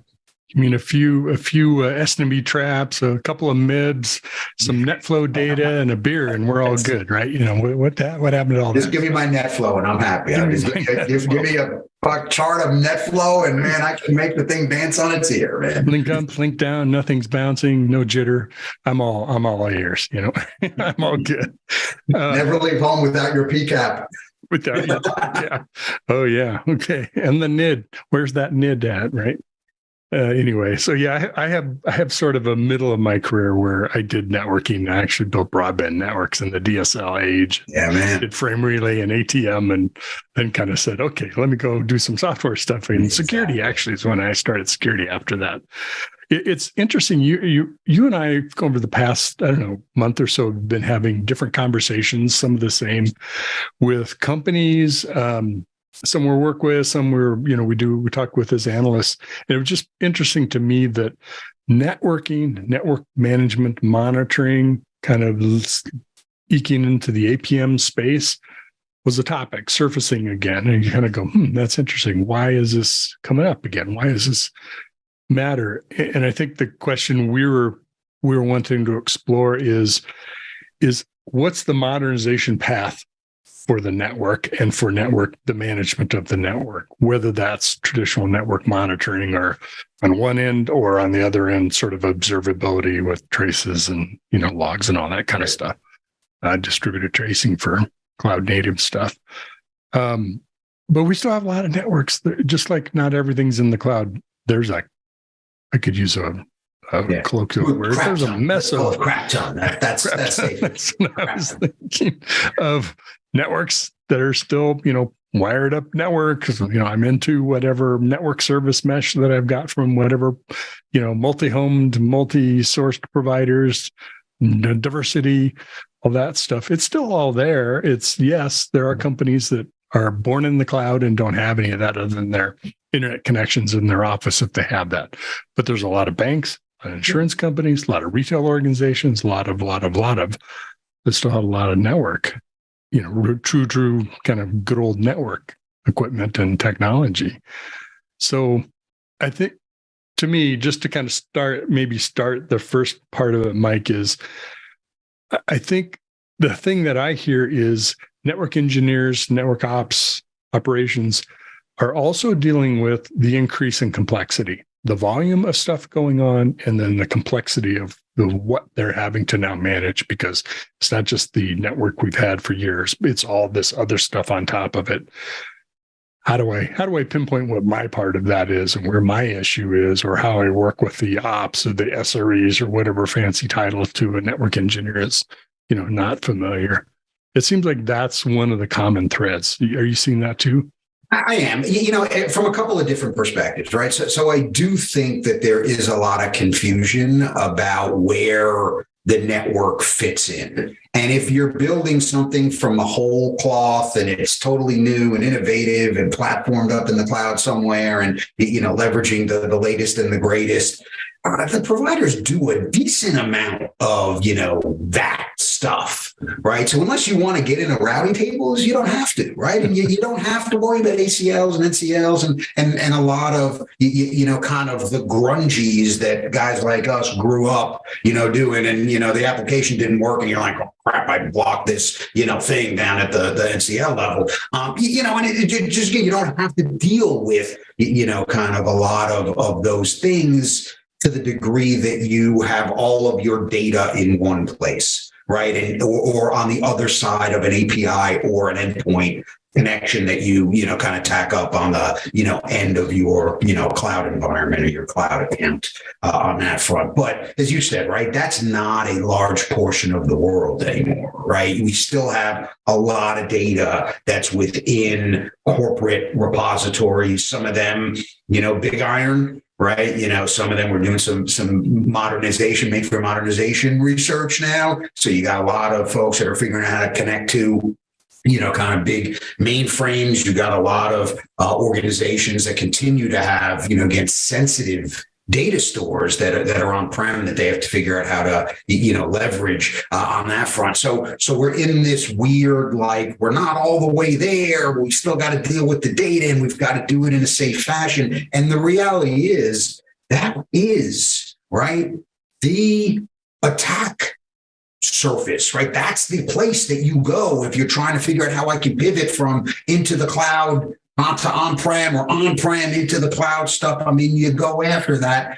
transit environment. So the security around there becomes, very important on that front. But organizationally, I think I've always been a big fan of this center of excellence concept. And I think that you have to have knowledge within your organization about how things happen, from a technology standpoint. They have to, develop design patterns. They have to understand, what those structures and constructs need to look like for how you connect things up. And they have to be available to a lot of these application teams so that, one, they're not reinventing the wheel because that's a tremendous waste of resources. And two, they're not doing stupid things. Right. I mean, it's very easy for these folks because they don't know any better to do something that is a very porous and risky way to go about, establishing this connectivity. So that center of excellence thing, I think organizationally is critical. And you got to have networking folks that understand how to bridge the gap between my on-prem networks and my cloud networks, and be able to translate that to a lot of these, kind of application teams that are really in need of leveraging, this data as they move along with their initiatives. Well, I'm still stuck on routing protocols. I had like an OSPF BGP shiver there for a moment. I haven't looked at that stuff in a long time. Yes, it's all there. And kind of, you mentioned, to a developer, something they want to do might be an API, right? But that API is traversing back into whatever data center, public or private, in the cloud or not. And dumb stuff to do, easy things like, let's move all of our video library across that API. Well, that's a T1, right? It's not probably not going to go real well, or something like that. But it seems like one of the common threads is everybody needs context of what things are. What is it? Whose is it? What does it do? And what's dependent upon it, right? And we used to do those kind of things in documents and spreadsheets and wiki pages and things that we would maintain. But a lot of that stuff changes in software in the cloud and in our own data center. It's not all physical connected devices and routing tables that we set up ourselves. And that seems to be an area of, I think there's a lot more to do, but people are innovating and trying to work on, I can watch the network. I can see what point connects to what. I can observe what kind of traffic, maybe even what applications are talking over those links, depending on encryption and things like that, to try to glean as much sort of intelligence, not intelligence smarts, but intelligence information. So if you're the network operator, network engineer, the security engineer, whatever it might be, they say blah happened, they're not just talking about microservices and you go, what the heck is that? They're talking about, here's where this talks to our network or our service provider's network. So it seems like that part of it is still, I think there's a long ways to go, but I think some good things have happened there. Yeah. Yeah. We just, there are so many different aspects of it. It's, again, it can be kind of overwhelming. Right. And we always get back to the whole idea of visibility, right? And how do we get that visibility? How do we maintain that visibility? How do we ensure that we understand, kind of where this traffic is flowing, back and forth? And that's where, again, some of the research that we're doing into, actually, shockingly enough, networking observability, really comes into play, because there is some confusion, especially within our audience that tends to be, dev centric for the most part, DevOps, and obviously the infrastructure piece of it is kind of a cloud native, concept, where you've got kind of this Venn diagram between what your traditional network monitoring stuff is and your, kind of application observability, whether you want to use observability or APM or whatever term you want to use for that, right? That there's just such overlap. Is it 50%? I don't know. Is it 60%? Is it 80%? But when you talk to the folks that say, hey, I'm the application, I'm in charge of making sure this application is available, performing, and all this other stuff, they have a sense that the network, that their observability tools are actually managing the network, right? Pulling network telemetry, doing all this other stuff. And I assure you that's largely not the case. Right. It's largely not the case. So can you get a little bit of stuff? Yes. But is your observability platform pulling in, again, SCADs and NetFlow data to try to understand, kind of what the connectivity is and where some of the issues are and what links, may be overrun because of poor architecture? No, no.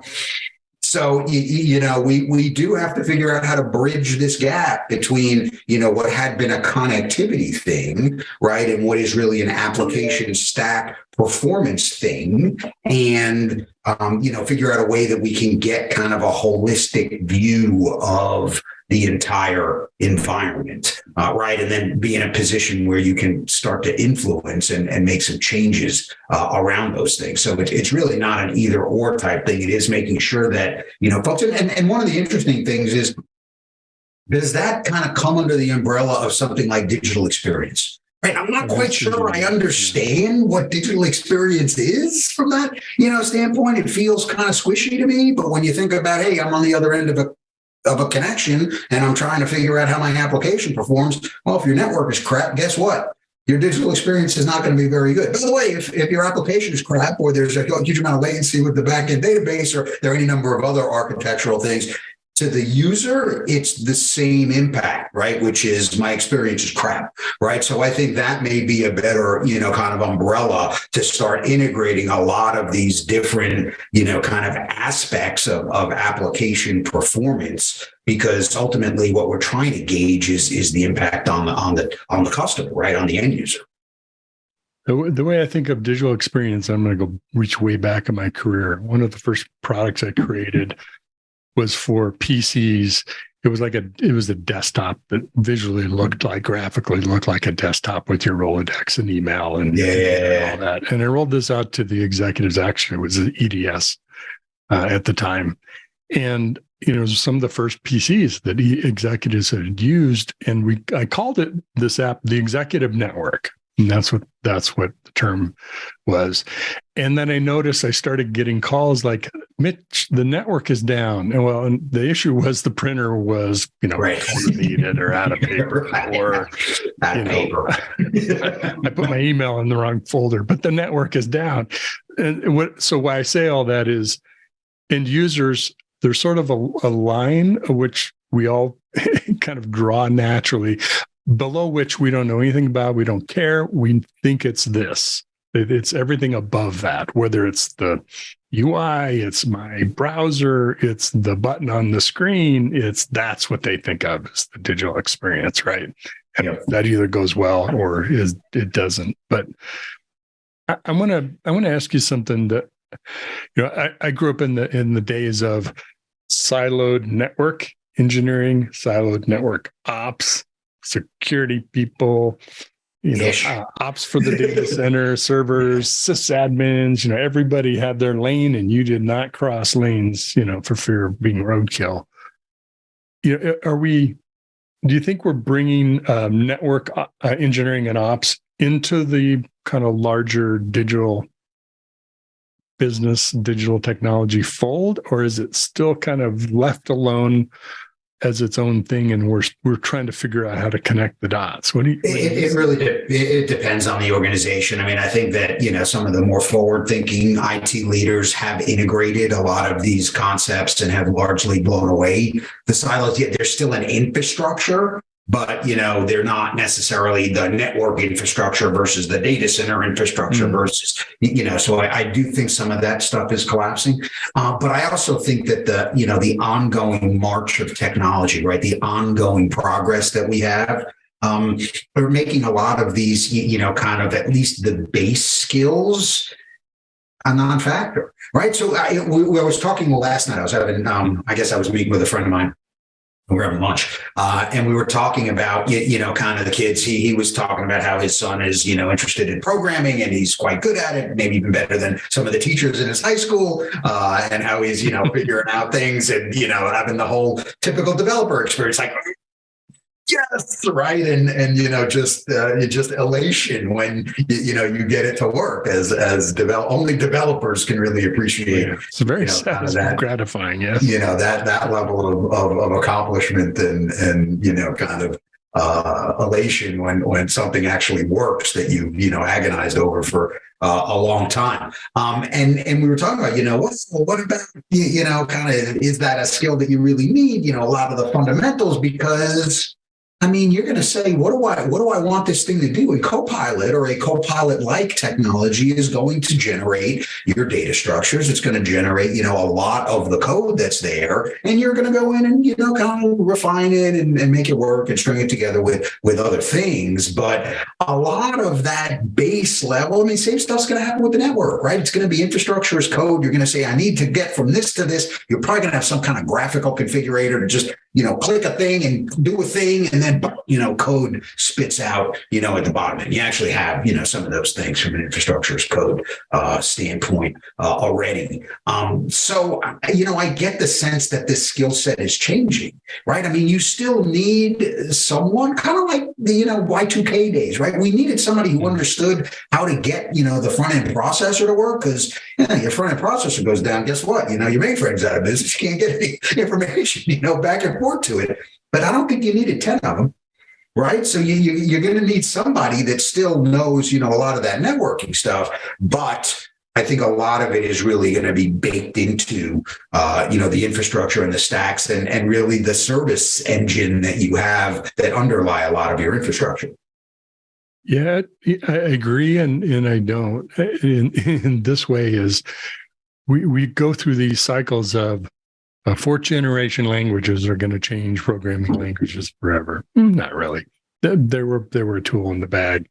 Low code, no code. Why nobody needs to write code anymore? AI, nobody needs to write code anymore.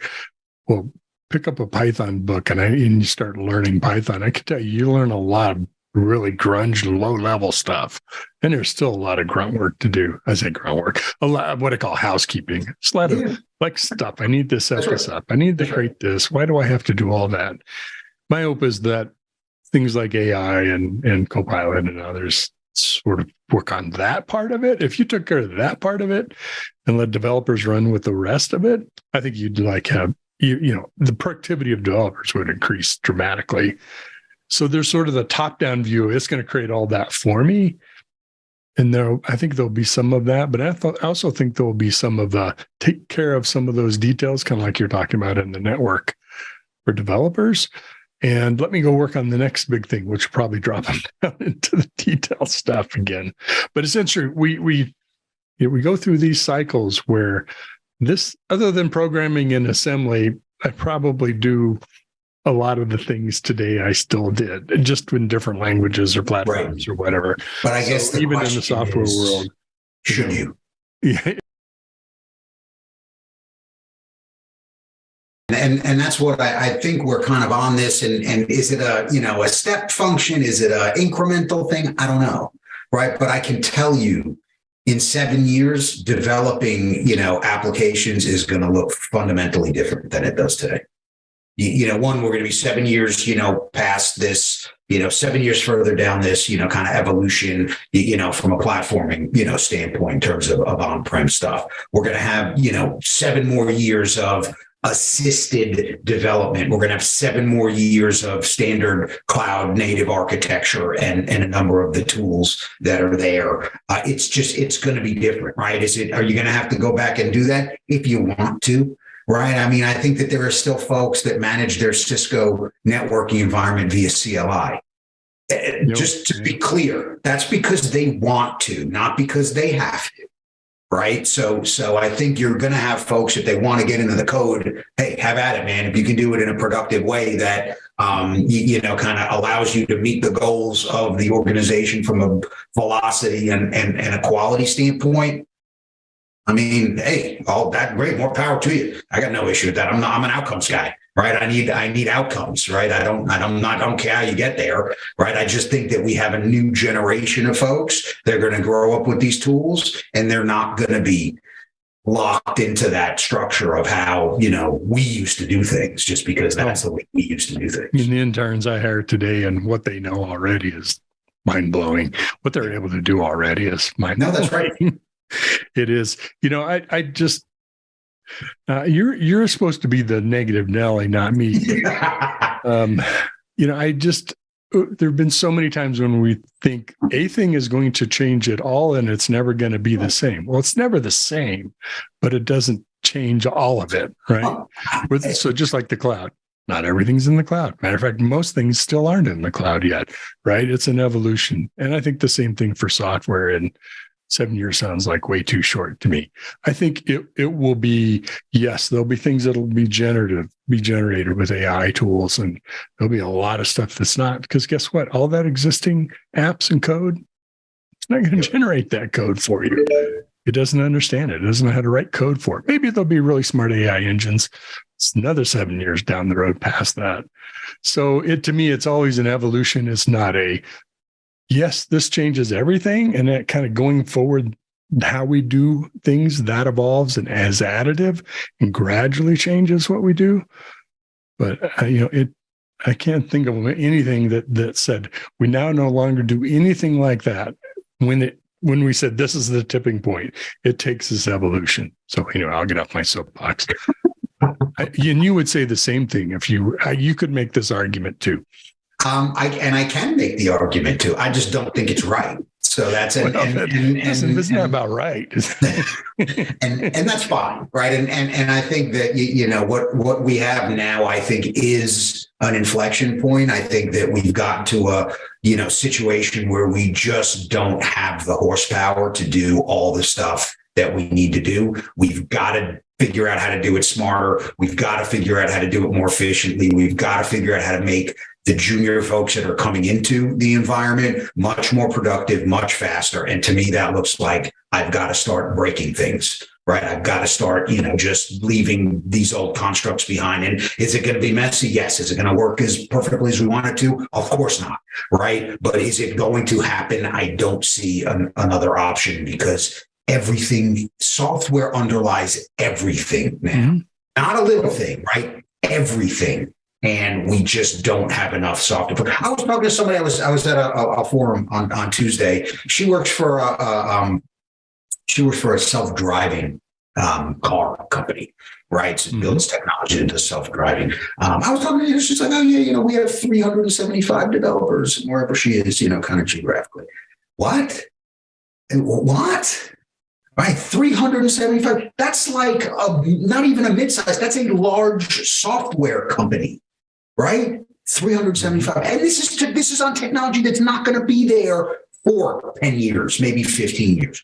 375 developers, right? There are not enough of these people. We have to figure out how to, kind of crank them out better, stop making them go through 4 years of largely theoretical bullshit, and figure out how to get them into the trade a lot faster, boot camps, things like that. If you can separate out from your need for a piece of paper, I think there are a lot of opportunities for developers that, again, can be just as talented going through a 6-month boot camp, to be, again, are they going to be great? No, but I can make the same statement about folks that come out of a 4-year program. They're not going to be, maybe they're a little better because they've been doing it a little bit longer, but they ain't great. I'll tell you that. I tell you, my view is it ain't about the paper. It's about the person, because there are people that just kick butt, whether they have a degree or not. And it's just their pace of learning and applying it and using it and keep going. Yep. That's the kind of person that succeeds, whether they go as I'm paying a crap ton of money to send my kids to a 4-year, college to do stuff. So, I'm probably talking a little bit out of both sides of my mouth there. We could go on all day from that standpoint. Let's just, suffice it to say, we're in a state of transition. I think network is one of those places where we're going to start to see, that transition become a lot more apparent, sooner rather than later.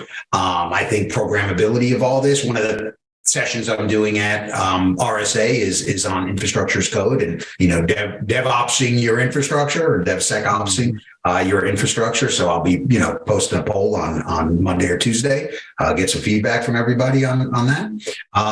But again, there are going to be a lot of pieces of that. And, obviously you can see we've got different views of how things are going to shake out, in 7 to 10 years. They're not that different ultimately. I'm a little bit more, optimistic, but I think that's out of necessity rather than anything else. Any final thoughts, Mitch, before we kind of wrap it up?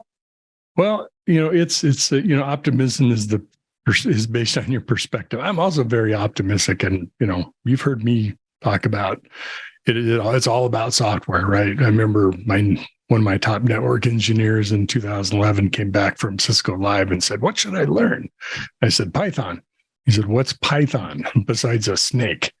It is all software. And that's the world we live in. Doesn't mean everybody has to be a programmer. Doesn't mean everybody have to be even a scripter necessarily, write scripts, but you got to be fluent in understanding software and how apps are built and how the infrastructure is built and how the back end, the technology works. So it's all an evolution, and it's interesting where we are, and it's just going to keep marching from where we are. Is. Things march forward, whether we like it or not. They do. So with that, we will wrap up another episode of the Techstrong Research Review. We will be back, I think, next week. Are you back next week, Mitch? So I think we got one weekend. And then we won't be recording the week we're in RSA. We're at RSA, but we will be back next week to talk about some other intellectually stimulating discussion, I'm sure. See where that one goes. All right, guys. Be well, everybody. Have a great week. Take care, everybody.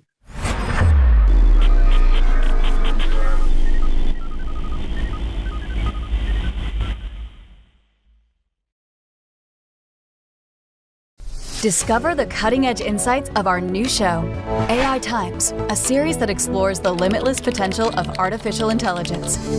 Sponsored by the AI Infrastructure Alliance, the AI Times is at the forefront of the AI revolution, tackling the crucial questions of how we can leverage AI for the betterment of humanity. Stay ahead of the curve as this show delves into all things surrounding AI, including trends, pressing concerns, and the positive impact AI is making around the globe. AI Times,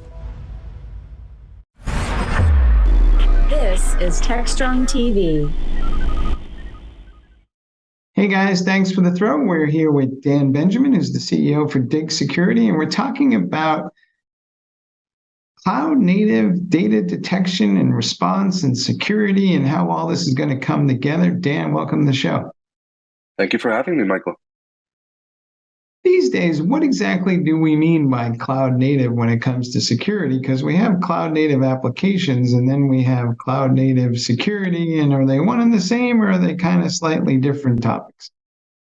So when we come and talk about data security in the public clouds, customers want to answer three main questions. What data do we even own across our AWS, Azure, GCP, Snowflake infrastructure? How is that data being used and by whom? And lastly, how do we protect that data, either at rest, in motion, or in use? And those are kind of predominant questions that organizations need to answer, both because of security standpoints, but also compliance standpoints. And with the cloud native solutions that are being offered either by AWS, Azure, GCP, they just can't answer these types of questions.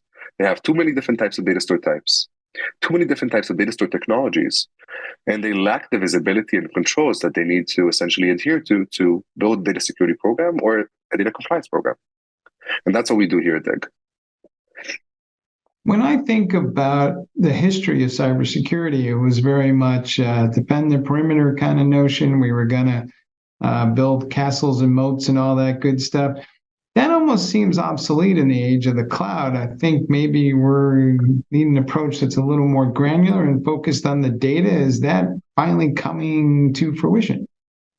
I think so. I think that we're now seeing kind of a shift into data-centric security. How do we build controls from the data outwards versus kind of building the moats and the castles that we were talking about earlier? At Google, we had a saying that there is no moat in the public clouds. It's all kind of a soft shell. And with one kind of big issue that we essentially have with our controls, everything is completely exposed.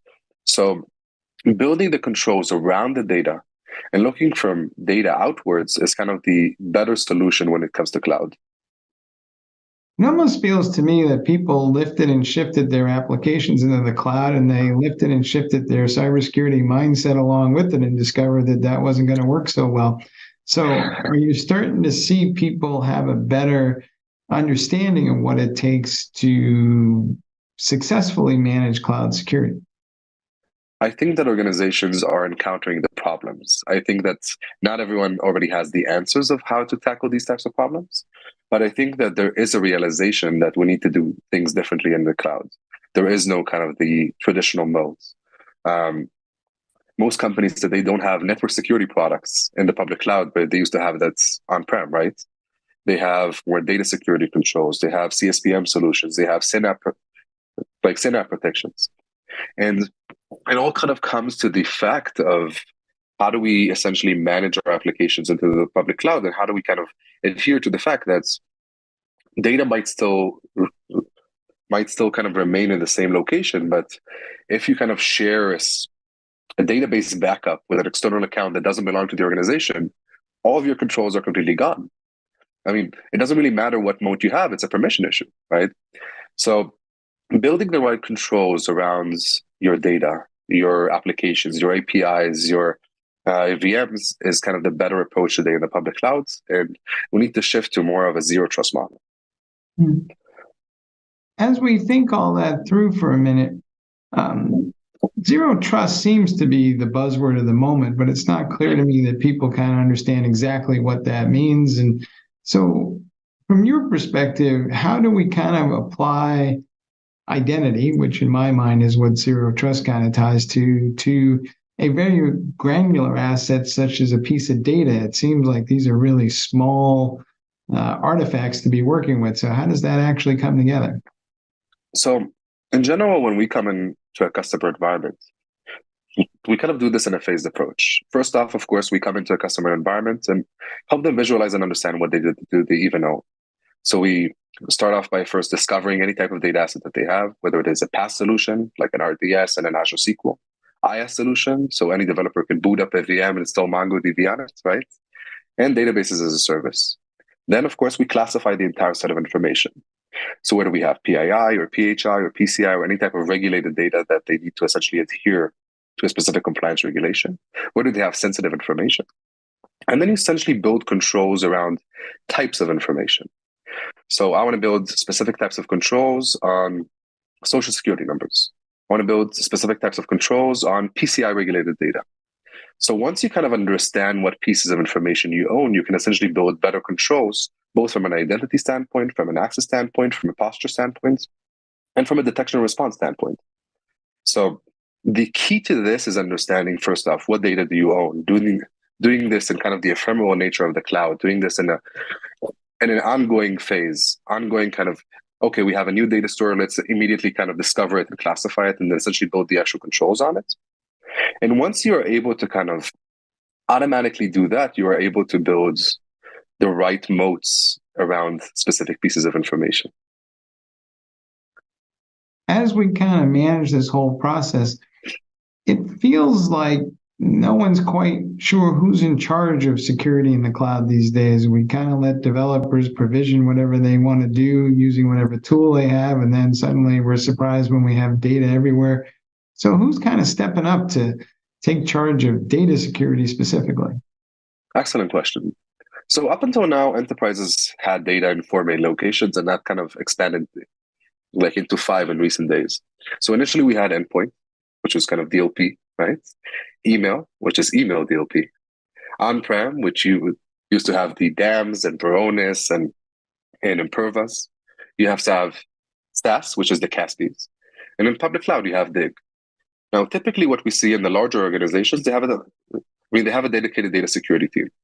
And if they have a dedicated data security team, that team essentially manages all the different types of data security products across any place that data lives. In some organizations where they don't have a data security team, we see it's being split into 2 main types of teams, either cloud security or GRC, depending on what is the kind of driving factor inside the organization. GRC is more a compliance standpoint, and cloud security is more a security standpoint. But all of them basically have the same needs. How do we discover, understand how it's being used, and how do we protect that data either at rest or in motion?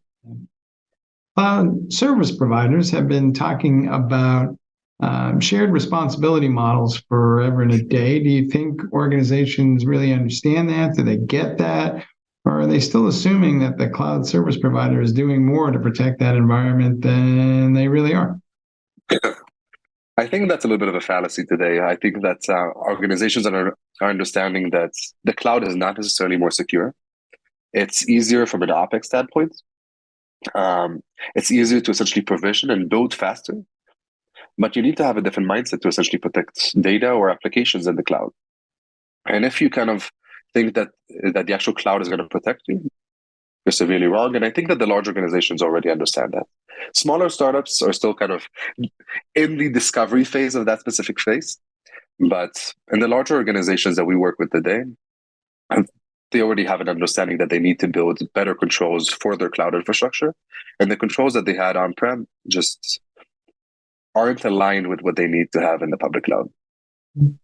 Do you think the bad guys are getting smarter about looking for unprotected data or data that has valuable content in it? I mean, are they scanning these environments actively, and to what degree? Definitely. So first off, 60% of the world's data is now sitting in public clouds. That's a place that data is now growing at an exponential state. Now, the good thing for attackers, at least, is that cloud is the same. AWS is the same for customer A, and AWS is the same for customer B. So once you build a proper attack paradigm that essentially allows you to scan customer environments, scan AWS infrastructure, scan Azure infrastructure, that allows you to kind of build better controls, better attack patterns for the attackers themselves. But that's also why we need to essentially protect ourselves as an organization.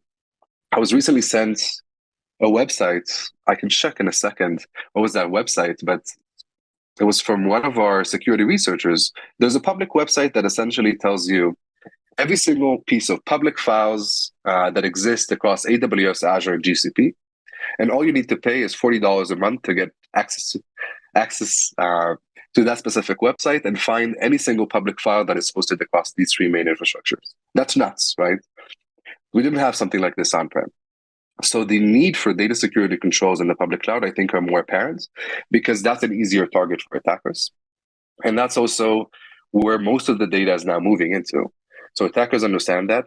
Attackers understand that once they build a good attack plan, that they can essentially propagate that across multiple customers. But that's also kind of the opportunity that we have today in the cloud data security space. Either on purpose or by accident, a lot of organizations now have data in multiple clouds. Can I create a set of consistent policies for managing all those cloud environments that would work from a security perspective? Because that seems to have been an issue for a lot of organizations. Definitely. So the problem is that each cloud vendor today or each CSP today doesn't allow you to kind of apply consistent controls across the other clouds. And I think that's why we're kind of seeing this boom of multi-cloud security, multi-cloud data security, where you have solutions that span across the different clouds and apply consistent controls across these different clouds. Otherwise, the CSPs are not helping you there. I would say that the only kind of vendor, the only CSP that also have a security program is probably Microsoft. And even they are lacking kind of in the controls that they allow customers to kind of apply on AWS, on GCP. They're still very early on in that journey. And I think that's where we're kind of seeing now this boom of companies like us, companies like Wiz, companies like Orca that essentially apply consistent controls across 2 clouds or 3 clouds or 4 clouds, depending on what the customers have. It seems like we kind of want to have our cake and eat it too. We want to be able to continue to build applications quickly, but we want it to be more secure. Are these 2 goals compatible with each other, or do we have to slow down at some point and kind of let the security guys catch up? I think that if security will try and slow down development, that creates misalignment inside an organization. Of course, the best thing is if we can build securely faster, I think that's kind of the end goal that all of us have.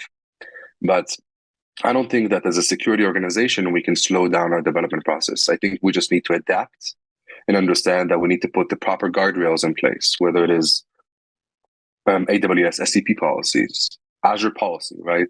So putting the guardrails in place so bad things wouldn't happen, and essentially putting controls that will give you the visibility and controls across specific segments of your cloud, whether it is data, whether it is applications, whether it is containers, or whether it is VMs. We just need to be able to have consistent visibility and consistent controlling of every type of category that we want to protect. There are some folks who are proponents of the cloud who would argue, well, we'll just encrypt everything and we won't have to worry about it from there. I mean, to what degree is encryption the answer? So encryption is great, but you're still going to have hundreds, if not thousands of people, machines, vendors, and contractors that still need to have access to the data. They will have access to the KMS because they'll need to actually decrypt the data to do whatever they need to do. And even I'll kind of share an interesting story. When you enable encryption today on AWS, on a specific bucket, for example, it doesn't actually encrypt the old files. It only encrypts any new file that essentially comes into the bucket. So a lot of organizations don't understand this. And having kind of this visibility that tells you what is actually being encrypted, and then who has access to what type of information, where do we have access to sensitive information, and how is that sensitive information being used across my organization is super important. There are some folks who would argue that AI will save us from ourselves. What's the current state of AI in cybersecurity from your perspective? I think it's still very, very early on. Organizations want to be able to understand why they're taking a specific piece of action instead of kind of automating this. I think that where we've kind of seen good automations come into place is in the sewer systems, right? So if this happens, I want to take this specific type of action. But having kind of an AI system that would say, oh, just react however you will, just react however you feel like you should react, I think that doesn't really work with human nature. We need to understand what kind of actions we want to take for every type of scenario. Because the biggest downfall is what happens today if we kind of block a specific team from doing their day-to-day job. People will hate security. Our goal is that security and engineering and the business units will love each other, will want to work together, and essentially build better security together and not separately. All right.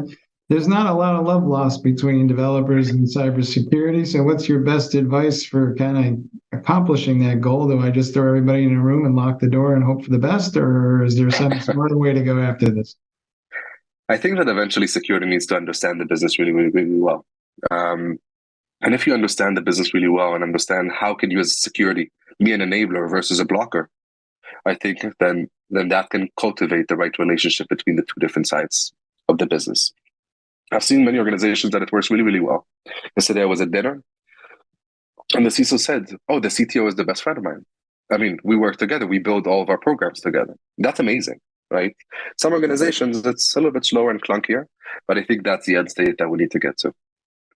All right, folks, you heard it here. It's incumbent upon the cybersecurity people to make some friends, because the other guys, well, they're well-meaning, but they don't really know what they're talking about. Hey, Dan, thanks for being on the show. Thanks so much for having me. Thanks, Michael. All right, and back to you in the studio.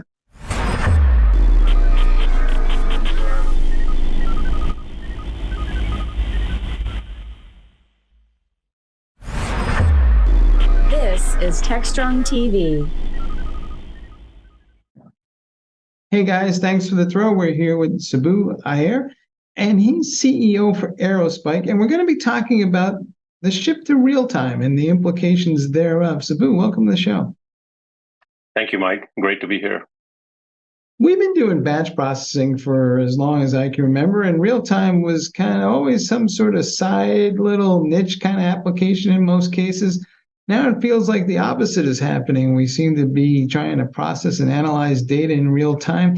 How is that changing the way we think about IT and databases and computer architecture in general? Yeah, you're right. I think, Mike, both of us go back to the days when, we used to have, batch processing, as you talked about. And, by the time you had data available to drive some insight and get to the insight, it was already stale. So, as you said, business functions very differently these days. We look at it as, business functions in moments that matter. So, organizations, want to make decisions based on data that is coming in real time, not just in terms of ingestion of the data and storing that data, but also acting on it to drive business insights and business decisions. When Aerospike started, right, we saw this primarily in the ad tech industry because, that was the first industry that had a large pool of data in terms of demand and supply of ads. So they had to match the inventory of ads. And on the other end, they had to basically put the right ad in front of you and I as a customer so that we would engage with that ad. And they couldn't really do that in, leave alone tens of seconds. They had to do it sometimes in, milliseconds. So what started off as really a singular industry has now permeated to pretty much every industry. And we see this need to really tap data from a variety of different sources, ingest it in real time, and then drive insight from it to make business decisions in real time. Mm-hmm. It used to be pretty hard to build those kinds of applications. Is it getting easier? I mean, have databases abstracted away some of the complexity? Well, this was the founding principle behind Aerospike. When the two founders actually came together, one is a database guru and the other was a networking expert. And they could basically connect the dots and see that with the growth of data and basically you and I as consumers wanting, decisions in seconds, if not milliseconds, they could see this tension. And so they said, any current database that they saw out there at that point in time didn't really, solve that. So they went about really starting from the ground up, designing a brand new database. So that's how Aerospike was born. It was really, trying to solve this tension that exists between growing data on the one side, the desire by organizations to feed more data because more data gets them better decisions. And on the other hand, the tension is that your SLA from a performance perspective does not go down no matter what the scale of data you're working on.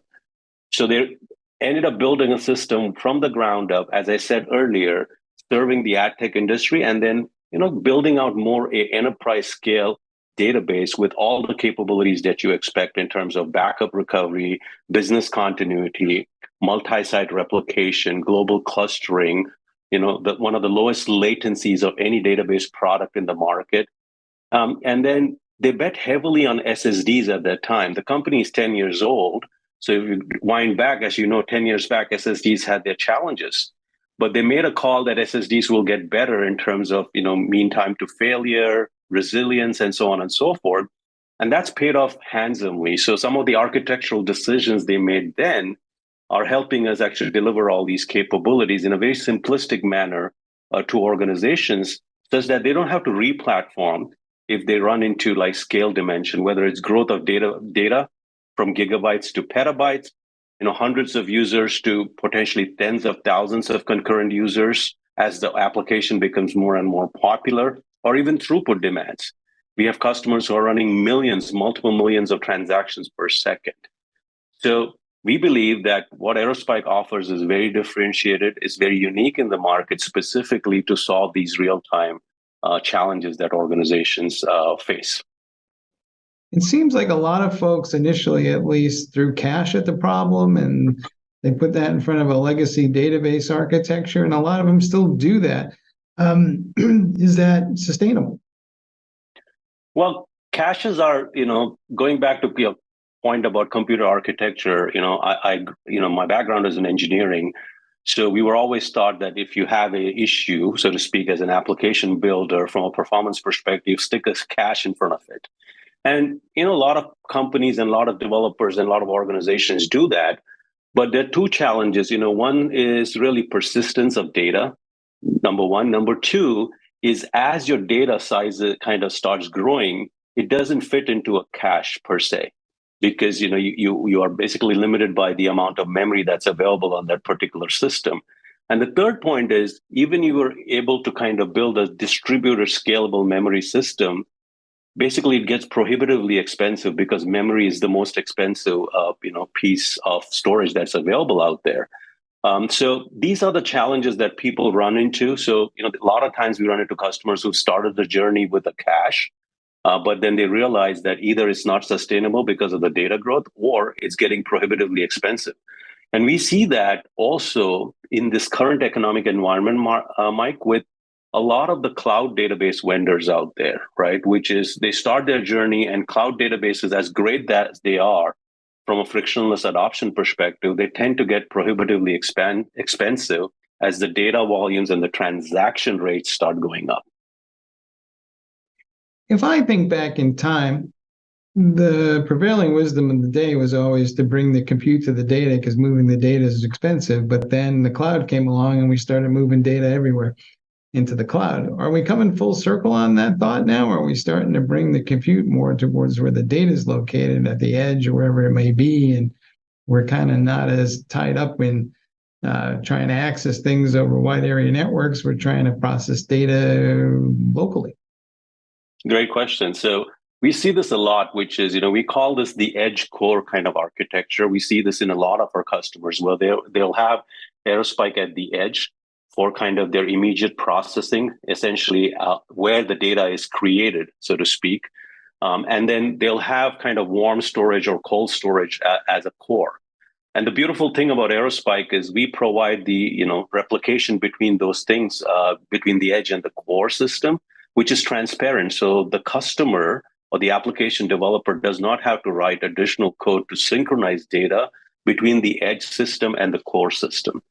We also see what you're talking about, extending that a little bit. We have a lot of customers who build customer 360 or, customer profile applications. And what usually happens is, whether you're a financial services provider, you're a telco, or even a retailer, your customer data is actually fragmented across multiple systems within the organization. Some may be within the organization, some could be, in the public cloud, but they will be kind of different repositories where some fragment of the customer data is interspersed. And to create a customer 360, it's incredibly challenging for them. They either have to rewrite all these applications, which really is not tenable, or they come and deploy us in more of what I kind of call the data grid form, where they actually pull data from all these different systems into Aerospike. And they're getting a much faster way to actually provide a customer 360 view of you and I as a customer. So if you see this in financial services, in telco, as I mentioned, in e-commerce, and then recently we've seen this in healthcare, where almost the equivalent of customer 360 is you can think about the patient as a customer and healthcare providers trying to get a more unified view of you and I as a customer. Do you think in some ways the limiting factor today is not so much technical as just our imaginations, and we think that a lot of applications maybe aren't doable when they are doable? Yeah, I mean, I think I would say 4 years back, if you'd asked me this question, I would have said our biggest job as Aerospike was to really convince customers of the art of the possible. Because with every new technology, as you know, Mike, and new inflection that comes out, unless you show customers that there's a different way, a better way to do things, they don't really, you and I necessarily don't, explore that instinctively. But it's changing. We see quite a bit of customers now actually recognizing that there's a different way to approach these challenges. There are no business models that are being stood up. So if you look at our customer base, we have traditional large enterprises, which are customers across the industries. And then we also have, fast-moving digital, innovators in every industry. So, this spectrum of customers, really, we see customers wanting to reinvent themselves if they're large customers, wanting to stand up new businesses and new lines. And that's only made possible by leveraging newer kind of technologies, newer platforms like Aerospike. Are we approaching a point where the amount of data we want to process is just too large and we're struggling with the volume of that data, plus how fast it's also coming in, and our existing architectures aren't going to be able to sustain that forever? Yeah, I mean, I think we see that a lot. So, one of the initial slides when I talk to customers is really current architecture fail us because we build these architectures over the last decade or so, and they were never designed for today's day and age. And, they are not going to suit us going forward. So how do you build something that's going to last us for another decade, maybe more? So you have to really reimagine the solution. And that's what a lot of our customers are looking at. So when you're talking about really real-time ecosystem, we see a lot of customers leveraging real-time streaming engines to ingest data from a variety of sources, store it into a real-time database like Aerospike in a very fast manner, and then really run Spark jobs or Presto Trino queries for their analytical kind of insight into the data that is coming. And that's happening in a rapid way, right? We see customers deploying us within AI ML pipelines, where you're building feature stores or other deployment scenarios. So it's really a way that customers have to recognize that, there are limitations within the existing architectures that they've built, and they're really modernizing, if you will, their infrastructure stacks, or including their applications. Are we going to see more usage of machine learning algorithms within the databases themselves? Will they start handling more functions? How automated can automated get? It's already happening, Mike. So we provide the ability to actually filter the data as it comes in, drive expressions on the data within the database. And we'll continue to build on that, where you'll be able to actually do a lot of automation within the database itself. The database that we've built is, this is a word that has been around for a long time, so I'm going to put it in quotes, is self-healing, in the sense that we try to really take a lot of the operational headache away.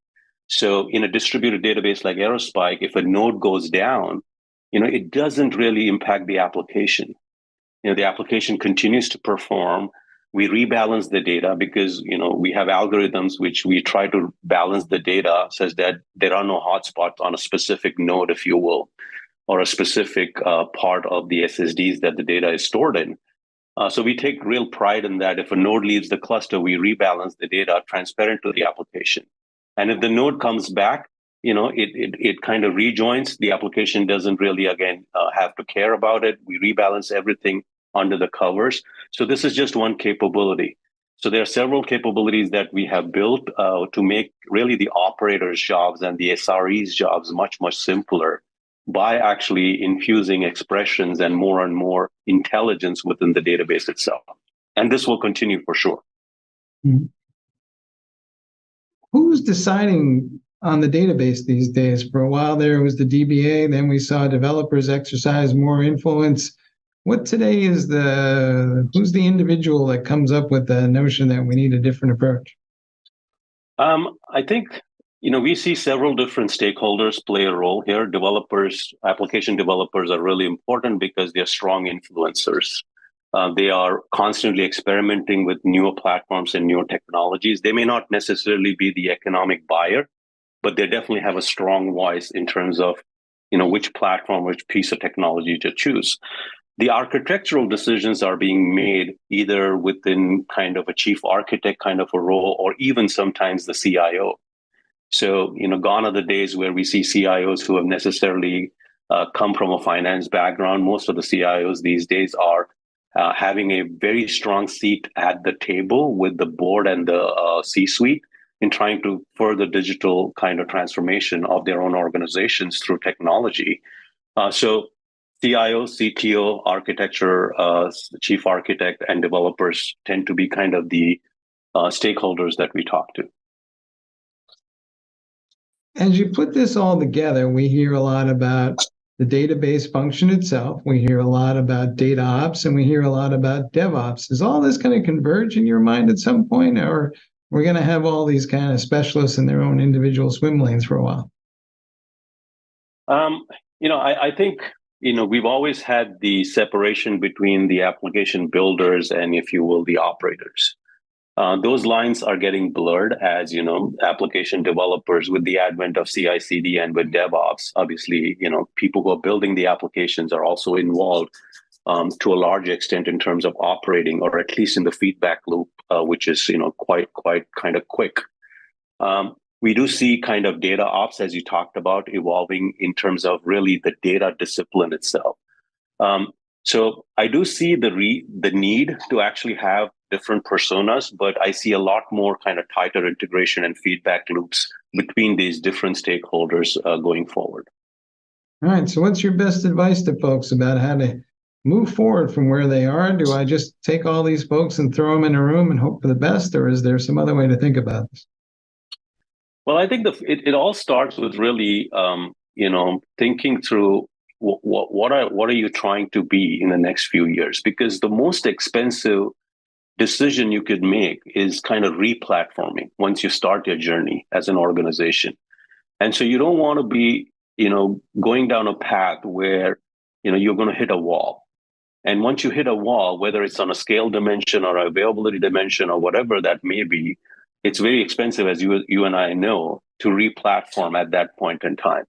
So, what I encourage most people to do is think through, hey, what are your needs going to look like, say, 2 years from now, 5 years from now, and plan that way as you kind of think through your architecture fundamentally, and then the solutions and the pieces of technology that will fuel that.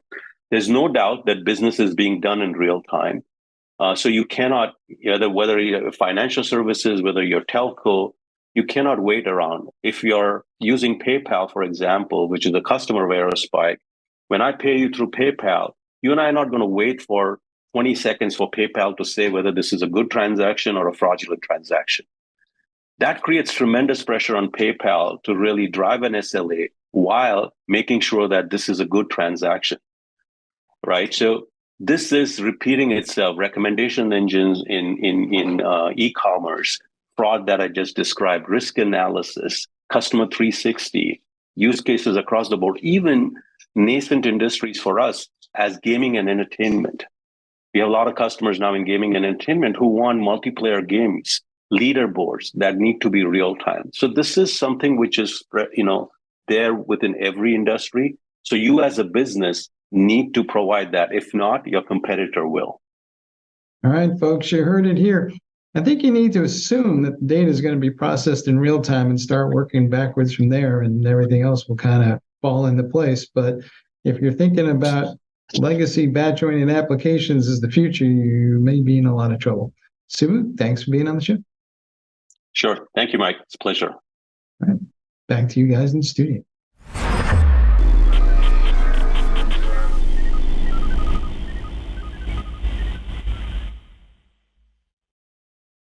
DevOps.com is the #1 online destination for DevOps education and community building. DevOps.com covers all aspects of DevOps, including DevOps best practices and tools, DevOps culture, DevSecOps, business impact, continuous testing, continuous delivery, and more. DevOps.com has the largest collection of original DevOps content, featuring breaking news, blog posts, podcasts, and more. Visit www.devops.com to learn more. DevOps.com, where the world meets DevOps. Hi again, everyone. I hope you all enjoyed today's episode of Techstrong TV. We had some amazing interviews with industry experts to give you the latest in the tech world. And alongside an episode of the Open Mainframe and CISO Talk, we had plenty of great content. We'll be back again on Thursday, so we hope to see you then. In the meantime, though, if you want more Techstrong TV content, be sure to check out some of our podcasts or download our mobile app. Thank you so much for watching, and I hope you have a wonderful rest of your day. As always, stay strong. Techstrong.